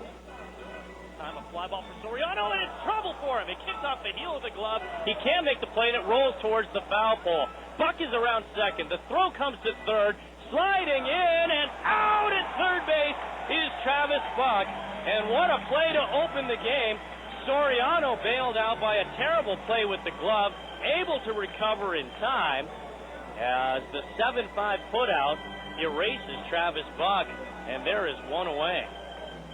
So some adventures from the get-go in this ball game, and the adventures continued in that very same frame after Travis Buck E7 7-5 putout. A couple of more batters were faced, and end up Zambrano facing the minimum after Markellis flied out to left in a routine play. It was a not-so-routine play when Derek Barton came up as the third batter of the inning. Swing and a deep drive to the gap in right. Long run for Sam Fold, who lays out. Does he have it? He makes that a tremendous catch. Sam Fold lays out and holds on to the ball, and a standing ovation from the Cubs faithful here at Hohokam Park. So some balls hit very hard here by the Athletics in the first inning. but nothing to show for it as Zambrano faces the minimum. A's fail to score in the top half of the first. The Cubs coming up in the bottom half. So the Cubs came up in the bottom half of the first, and they were unable to score, and the scoring started in the top of the second inning as the leadoff man coming up to face the big Carlos Zambrano in the second inning was big Jack Cust. Chance to leave the yard, and does! Jack Cust with a solo shot off of Carlos Zambrano. Power on power there as Cust with a solo home run to right center field. A's on the board first here in the second inning. It's 1-0. Pretty impressive display there as a couple of guys known for their power went to battle there in the top of the second inning, and Jack Cust won that battle. We went to further action in the fourth inning. I mentioned that there was some great hitting, some great pitching, but the defense was probably the story of the day on both ends. You heard the Sam Fold catch, but another fine play was made by Jack Hanahan when a runner was aboard with one out after fielder's choice erased Ryan Terrio from his leadoff single. With a runner at first, Kosuke Fukudome, the batter was Derek Lee.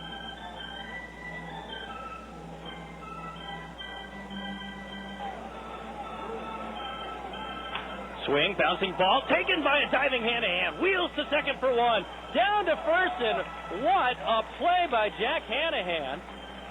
Robbing Derek Lee with an all-out layout to start the 5-4-3 double play, and the inning is over.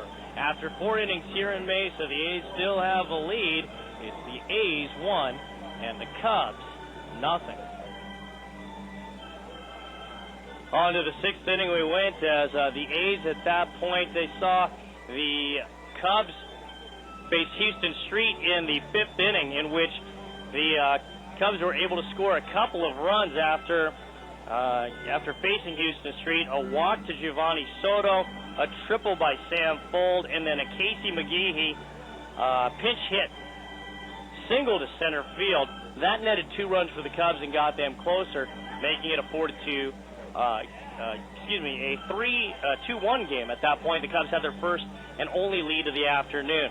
On to the 6th we went as the Athletics came up after Mark Ellis grounded out an infield single by Derek Barton that was later scored as an E1.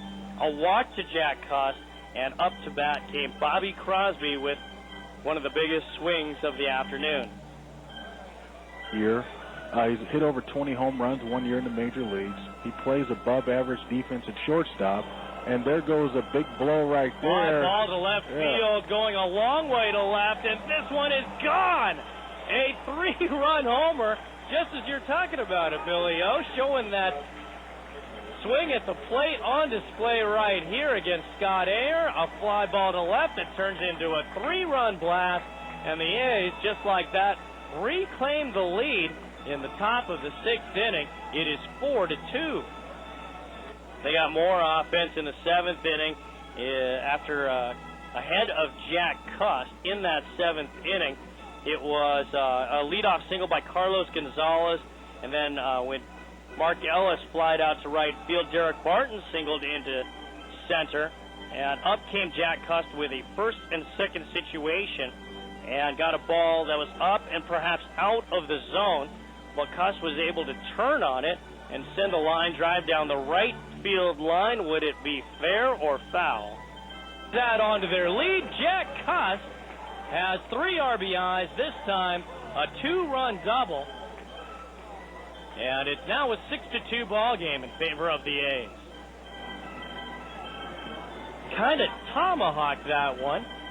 It was a pitch that was up in the zone, and he was able to use that remarkable upper body strength to sort of turn on a pitch and hammer it down the right field line. And that scored a couple more runs for the Athletics, and that is where the scoring came to an end. But the Cubs still had some life going to the 9th inning, even though the first 2 batters were erased. And Eric Patterson grounding out to the pitcher, Giovanni Soto lining out to the shortstop, the Cubs' final hope was Sam Fold, and the glove was on display once again for the Athletics, and a fine exclamation point for the ending of this one. And a swing and a drive that goes to right field. Sweeney played towards the line and makes the catch on the dive, and a fantastic way to end the ball game for the A's. Showing some glove, Ryan Sweeney diving for a ball in right field towards the line, and the ball game is over. And the A's win by a final of 6-4. That's the way it finished here at Hohokam Park. The final totals look like this. For the Athletics, 6 runs on 11 hits, no errors, 8 left on base. The Cubs with 4 runs on 7 hits and 2 errors, they left 4 aboard. Winning pitcher, Houston Street, he is 1-0. The loss goes to Scott Ayer, the veteran lefty, gets his first decision of the spring. The save, working the final 4 innings of this ball game, going to Gio Gonzalez. Gonzalez with his first save of Cactus League 2008. Time of game, 2 hours, 38 minutes, played before a crowd of 11,240. Thanks to all of our guests who joined us on the show, including our pregame guest, Jerry Blevins, our guests, our beat writers that were coming in, John Shea from the San Francisco Chronicle, as well as A's Director of Player Personnel, Billy Owens. And thanks to everybody who's been listening today on OaklandAthletics.com and for Cubs from Cubs.com. It was nice to have you along on this sunny afternoon here in the Valley of the Sun. A good ball game, as it was good on both sides, good pitching, hitting, and defense, and everybody emerged healthy. I guess that's probably the biggest part of the spring contest.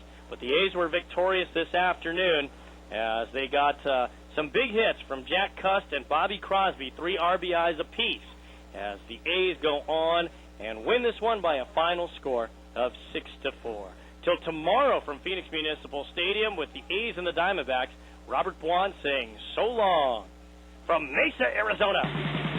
You've been listening to exclusive coverage of 2008 Oakland A's spring training on OaklandAthletics.com.